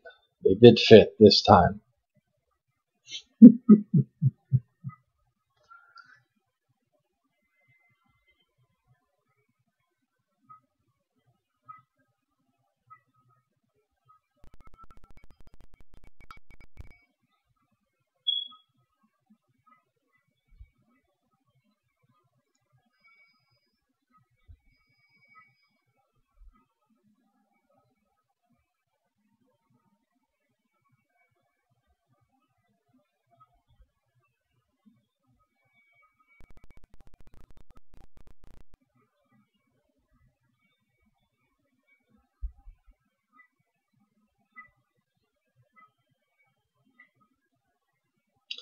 So up to that point in a 2-week investigation, officials had never laid eyes on the man they believe was responsible for terrorizing the Texas Capitol since March the 2nd. This is from the New York Times article. It says Lucky Breaks video and pink gloves led to Austin bombing suspect. That's March 21. Manny Fernandez, Adam Goldman, and Dave Montgomery. And so this is their article here in the Times. Up to that point in the 2-week investigation, officials had never laid eyes on a man they believe was responsible for terrorizing the Texas Capitol since March the 2nd. In the security footage, a red 2002 Ford Ranger could be seen, officials said. Because the authorities did not have a license plate number, they began combing through records, all of them, for every single vehicle with the same make and model in Texas. Investigators then began trying to match the records with a white male, possibly in his 20s. And there was another more unorthodox clue from the surveillance video: the suspect's hands. He was wearing pink construction gloves.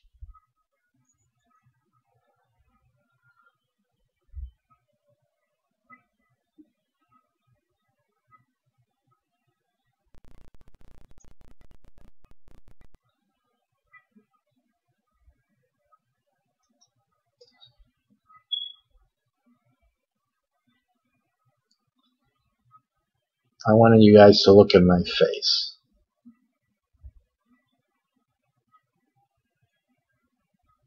You know, this sounds like to me the guys in the hood. While I was growing up, we lived in the projects in New York City, in Queens. And I always remember, I can hear, we used to listen into, me and a friend of mine over there, we used to listen to the Scanners. One of our hobbies was to listen to the Scanners. Friday nights were hilarious.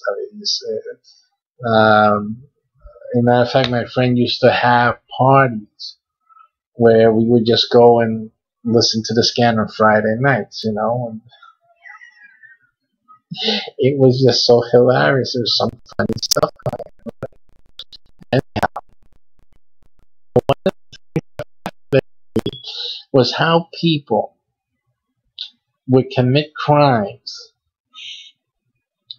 And back in the day, the new thing with these sneakers with the red lights, that was new. It came out. These things came out, and everybody was wearing, especially the criminal element. So people were cracking up because, of course, the perp, as they referred to, and maybe they still do in New York City, the perp had sneakers with red lights on it, so they could track this fool all over town. It was like so stupid. You're trying to right, you're just dumbfounded. Really, it's alright. Now this guy wore pink construction gloves. I mean, really? I mean, what happened? You didn't have the neon mentality. I guess there's an issue that you really do want to get caught. I think that is it. You have to say they want to be caught. They have a secret desire, a fantasy to get caught. You want to go to prison. I mean, you must like to be a man.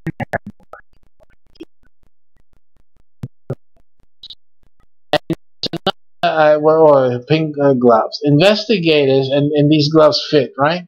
These are the gloves that fit.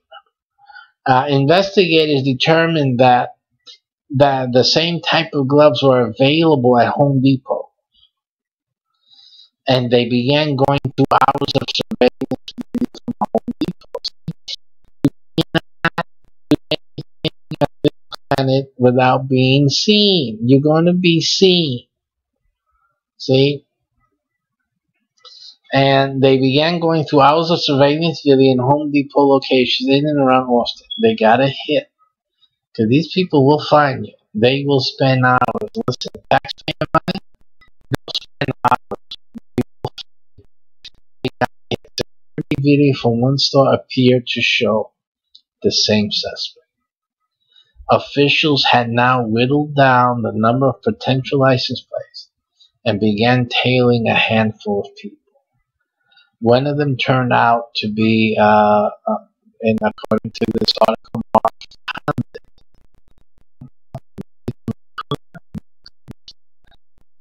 The man that the authorities now believe was the Austin serial bomber. So why don't we just, I don't want to be political, you guys, but come on. Why don't we just get bomb control?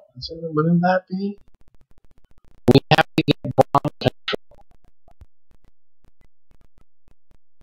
Or don't allow anyone to buy pink construction gloves below the age of 23. Because this guy was 23 years old. So we should make it that if you're not 25, you cannot get pink construction gloves.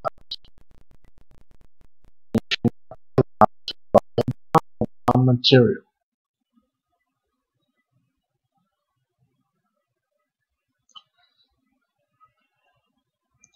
In a matter of hours, Mr. Condit's bombing spree, as well as his life, would be over. Oh my. I guess that's what they said his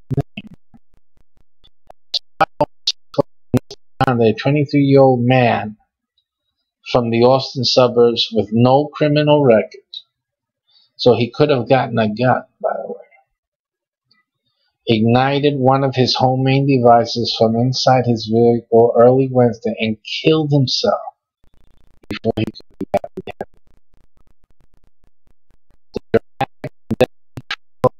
Explosions that left 2 people dead and injured 4 others ended in a ditch off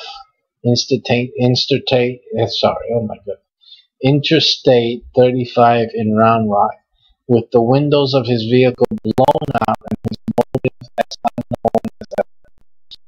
It was his bombs and his techniques emerged, along with the story of how he was fully stopped. The lucky breaks, the investigative ingenuity and technology that helped catch one of the most elusive serial bombers in recent decades.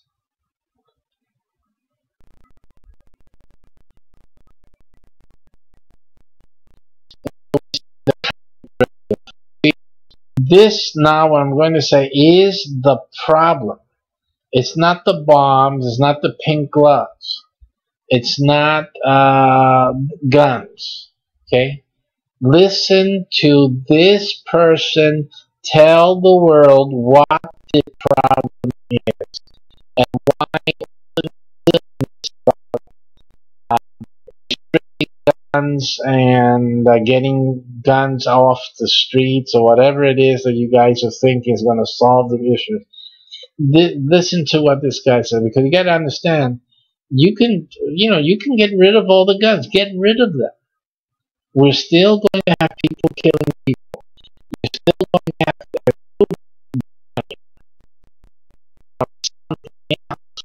it won't be guns, because of course you removed that possibility. You did a great job.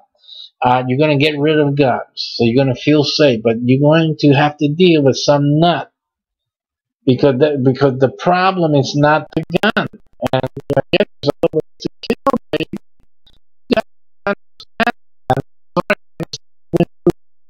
With this guy with a gun, but you have to remember, the gun didn't do anything. The guy did. It's the guy that's doing it. Guns don't float around doing stuff. It's people with it.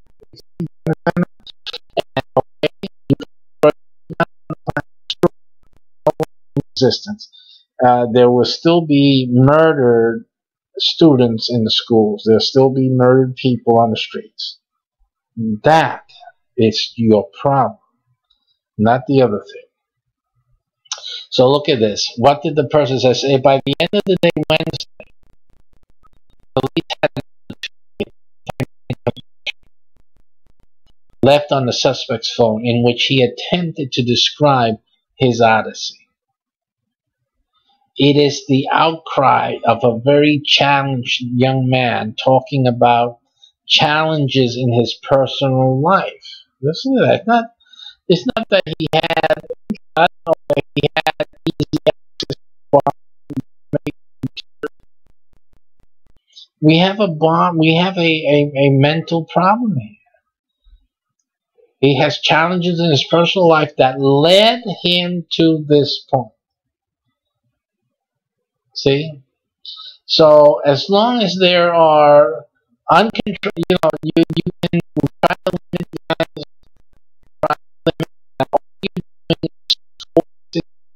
these people who are at the end of their rope. You're forcing them to find other ways of killing you. But killing you and killing themselves is what they're going to do, no matter what you restrict from the population.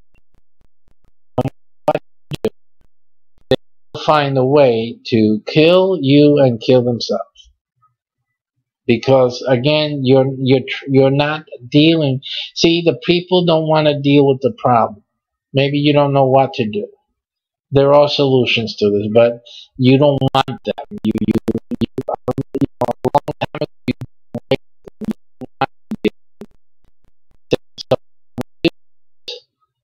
we take away people's rights to bear arms. We take away any possibility of anyone defending your life against someone trying to take it. So you don't want any of that. But you will never be able to remove the danger of your own life by restricting anyone from having a way to defend it. So the same, you see, you're throwing the baby out with the bathwater. That's what you're doing. Sure, the bathwater is dirty. There's dirt there. The baby is in it. You don't just get rid of everything. So you're not thinking about it. You're not thinking about it.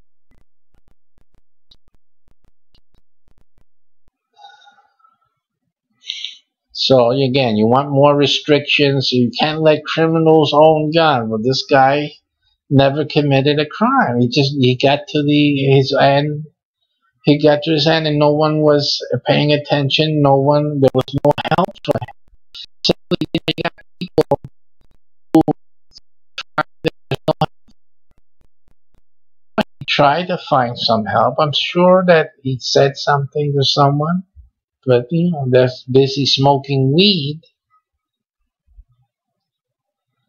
I'm sure that if there was someone who was allowed to express their free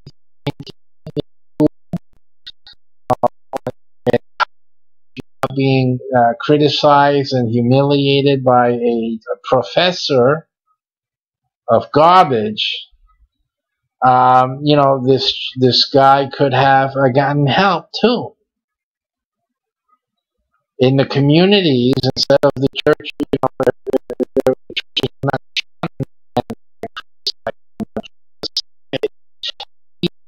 person might have been reached and would have found social acceptance of him reaching out to a church. Oh my goodness, a religious organization, people of faith. But since that's stigmatized in this society,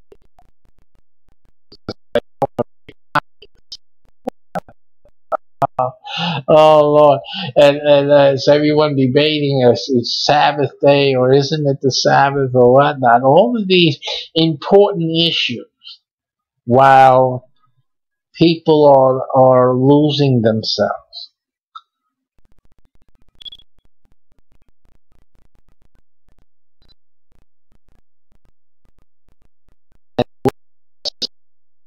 Itself now. Now we have a scourge in the White House. My goodness. Look at that guy in the White House. This is the big thing. And all the silliness around it, all the politicians with their silliness, their criticism, the people on Main Street are crying. They have issues. You understand that? Listen, we already voted. The election was held already. President has been elected.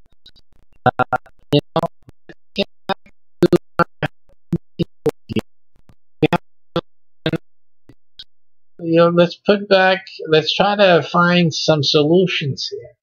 Let people work. Let the guy in the office work. Do his work. That's it. Stop it already. But no, we have this turmoil in the society. Turmoil in the world. Turmoil in this country. What's going on with the FBI, with the Mueller investigation. All of this despair.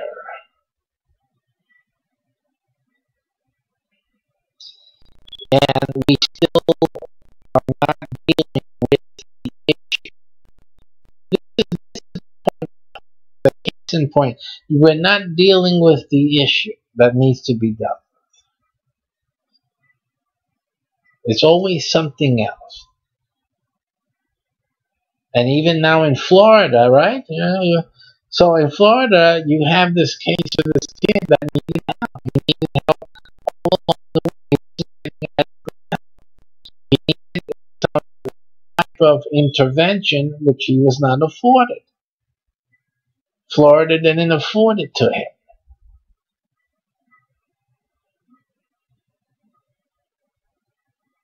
But hey, at least Florida now is paying so much attention to the child that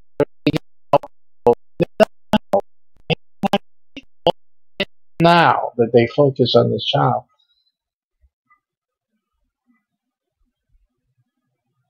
They wanna kill him. For that, there's money. There's money. There's expertise. There's social responsibility. There's political acumen.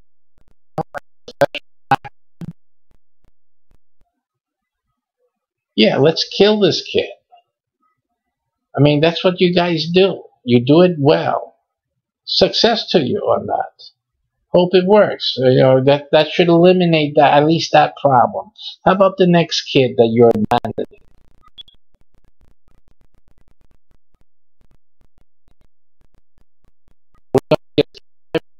Is that the point? Oh, kill off your problems, kill off your failures. Is that the way you went through college? You just killed your failures, get them out of the way, or your political career and your political philosophy.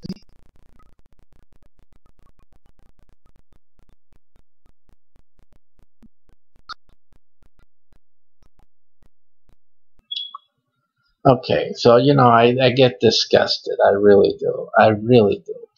Really get disgusted. It's incredible, the mentality. And then you guys have better things to do. The whole world has better things to do.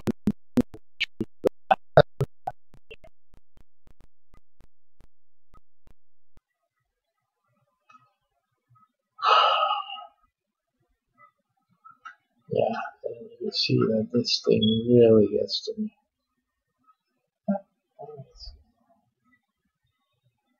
People claim that they matter to them.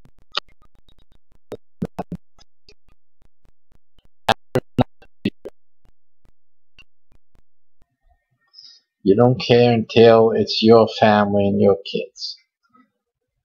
And then when it hits your family and your kids, you focus on the wrong thing.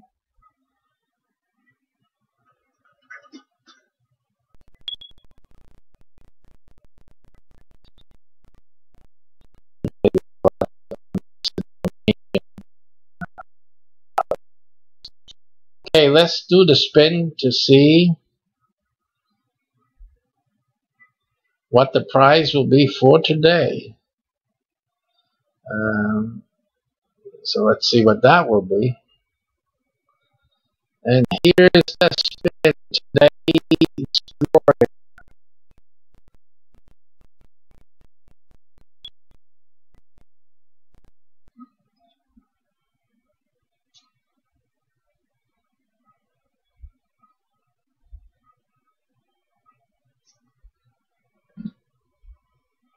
Today's drawing.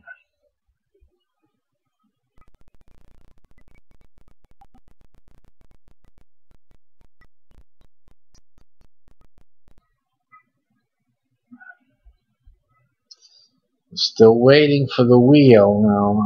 This would be the first time that it did not operate correctly, so just give it a moment and see if that corrects itself. I'm really shocked. Just let's let it wait. We'll have to wait till. I know it doesn't look like it's spinning, but it just now adjusted itself. You see, like it's doing something. So it's the browser, and so just give it a moment and see if the script completes. It's in the white space there, but and it's still, you see, it's still, oh, I see. So now it's spinning, or it's completing the spin.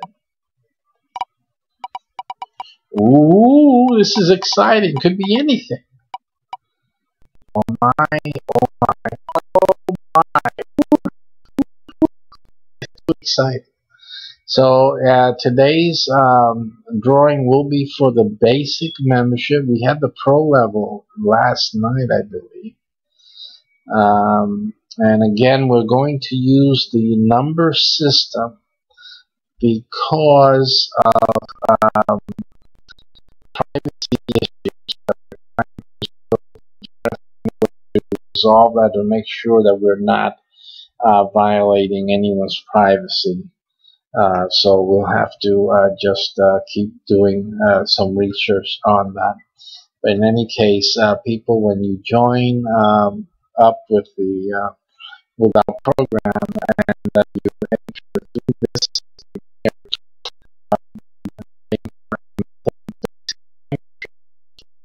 $10 instead of the normal $25, then we take,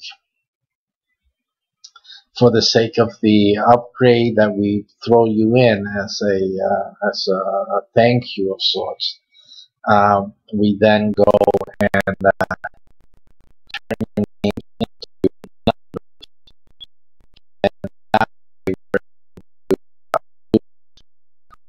and protect people's privacy. And that's what we're doing.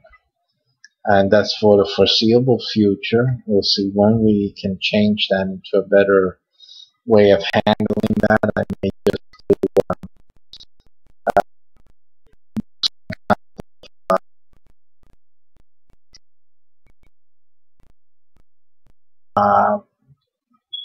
some type of username usage that won't be also can't be the same username used in our systems or anything, and then that's for security reasons. So that's what we have to do on that.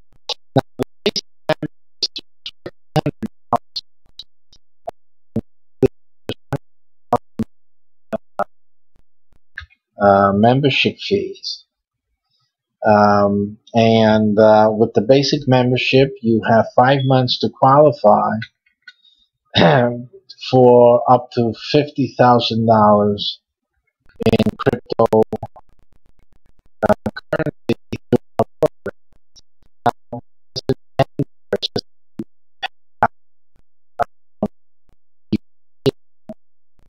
Up through $50,000 with the basic membership. And right after you get that in crypto, right now at $9,000, the Bitcoin, if you were doing Bitcoin,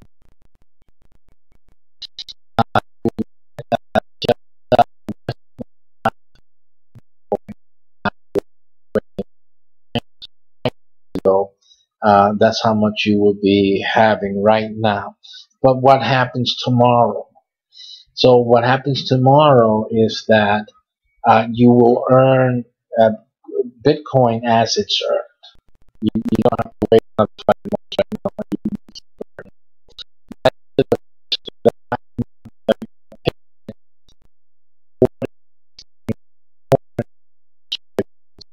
And then the day right after, you keep earning whatever it is that you have developed throughout the first 5 months.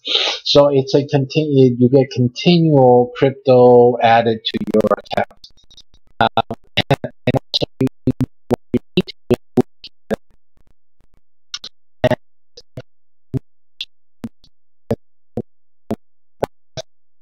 to be looking at.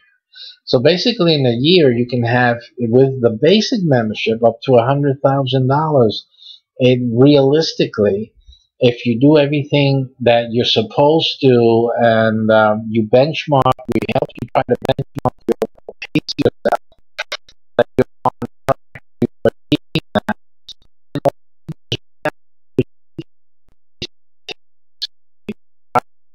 Subsequent months, and you can double your $50,000 output by continuing doing what you did for the first 5 months. It's simple, and that's the whole point in the training programs, to get you used to the get used to that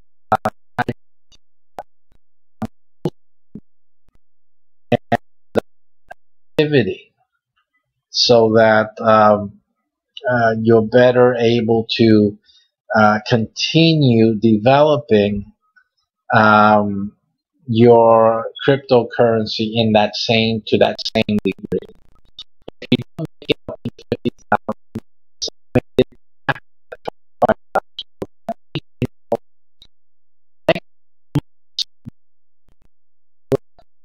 was that? So it's a great primer. Most of our members really benefit greatly from the 5-month training program, especially those that don't make it to the 50,000, because they really have a very short grasp.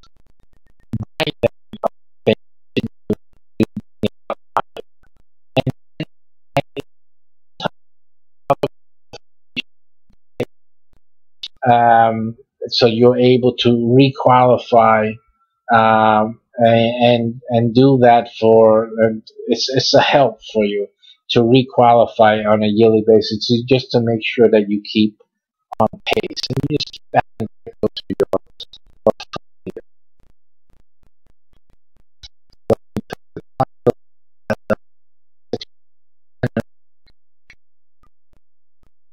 The wheel for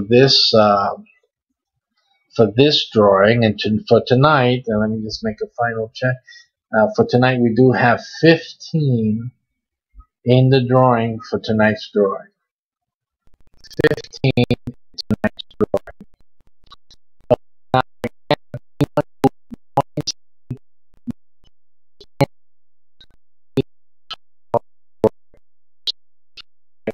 But if you do this, or whenever you do see this video, if you're seeing a replay, all you have to do is just go, don't wait for the show.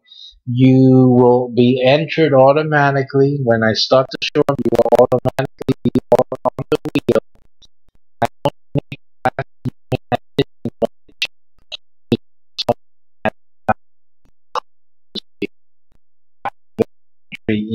Gotten their order in before I do the spin.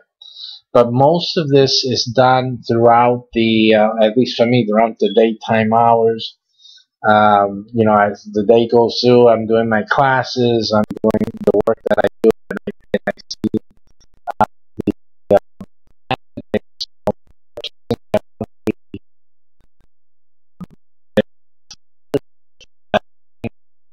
saving $15. And that night, you know, I already know, and I start assigning the numbers to them, usually in the order that you made your payment. So like from now, the first person to make a payment now will be number one from tomorrow.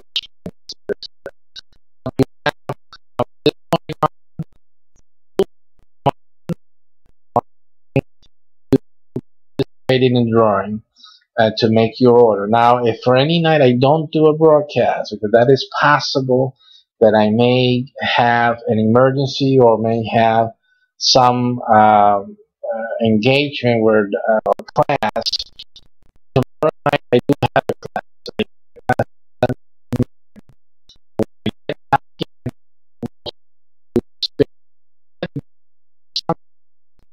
It's a late night, so some nights I will not be able to do the spin. Simply your orders in, and simply the following night that we do the drawing, your number will be had. So you don't have to worry about it.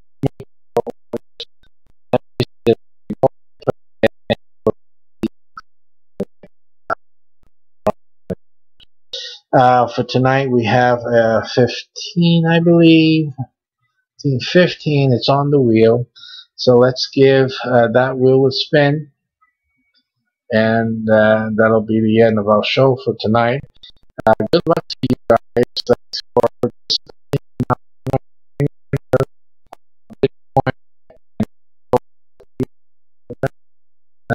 So understand that we also do gold and silver.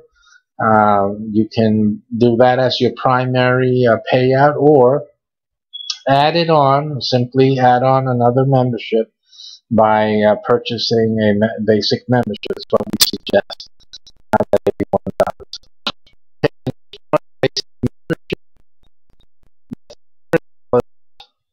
15 participants tonight. Congratulations to all of you, because all of you are winners. You saved $15. It's pretty tough to get $15 out of me. So that's a pretty good win already.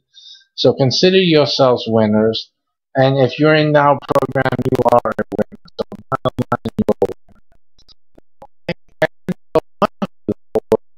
winner. A full year Add it to your 1 month you paid for, and you get another 12 months totally free membership in our crypto wealth building program. And that's outrageously fantastic.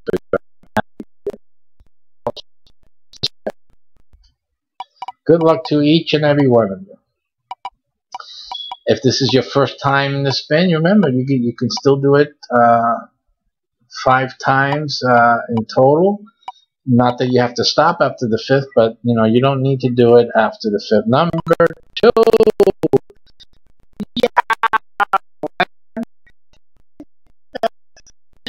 Oh man. Yeah, I just love the spin because I know you guys are just like jumping up for pure joy. Amen. That's a good thing. So number 2, congratulations. Look at that. The second person after the last drawing we had who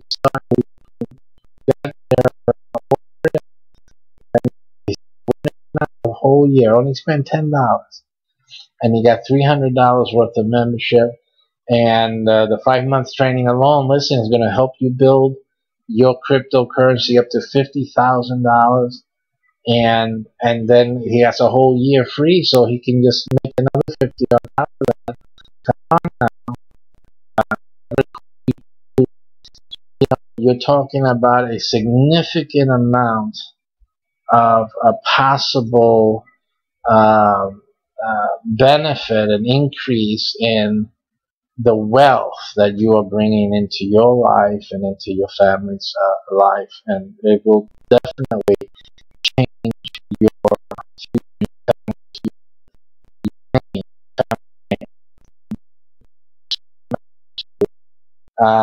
this program and what crypto is doing is basically what it will do. Crypto will make billionaires. It's already made billionaires, but it will make definite families of wealth.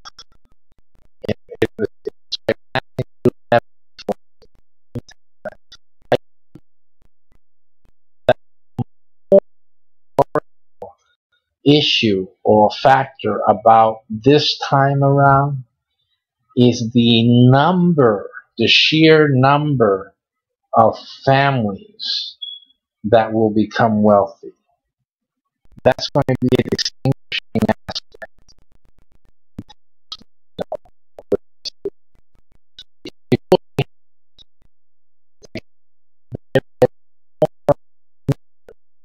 You had those that of the gold time, of gold rush era, and then you had the oil drilling era. And some of those names, the Getty, right? Getty was one of those guys that made that big fortune.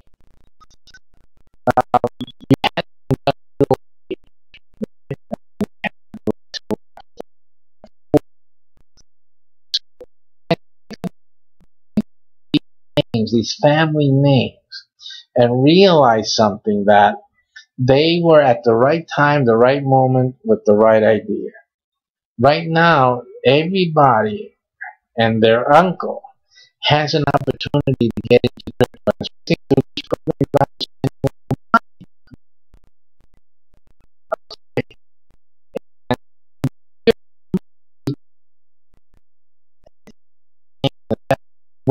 Will be created this time around will surpass anything in our history up to now. And I believe that that's going to be the most remarkable, the most memorable aspect of this present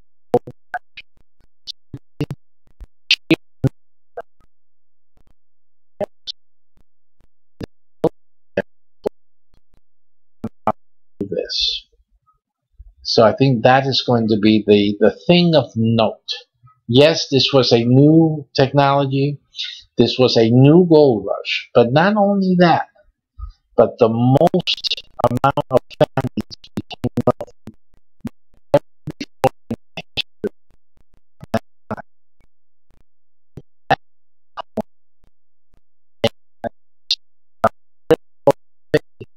Is the right place to be at this point, but not with your own money. If you're playing with your own money, you're doing. Yeah, I don't want to call you stupid. You call yourself whatever you want to call yourself.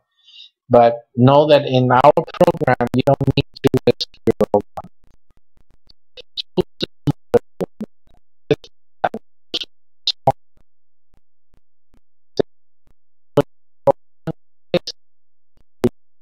your house money, putting your kids' college money at risk, whatever it is, or everything that you sold, or whatever it is that you did, or using this program to create other investments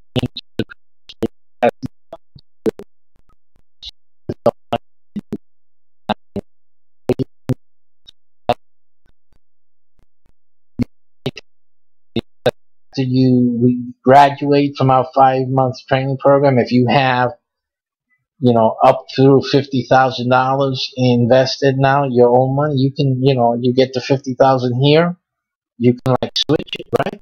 You don't lose your present, you don't lose your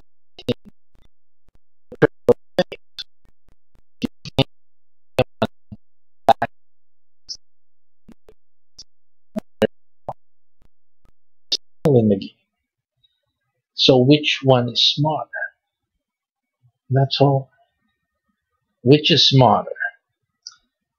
And it's up to you. Take care.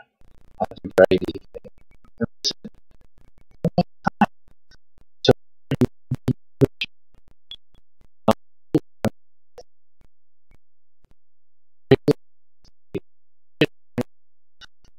Is favoring the ones who act quickly. 2, 3. That was yesterday was 3. Today is 2.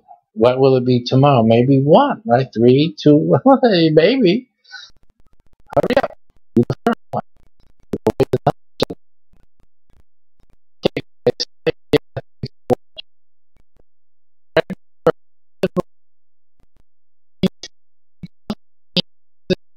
With the spinning wheel, and do this.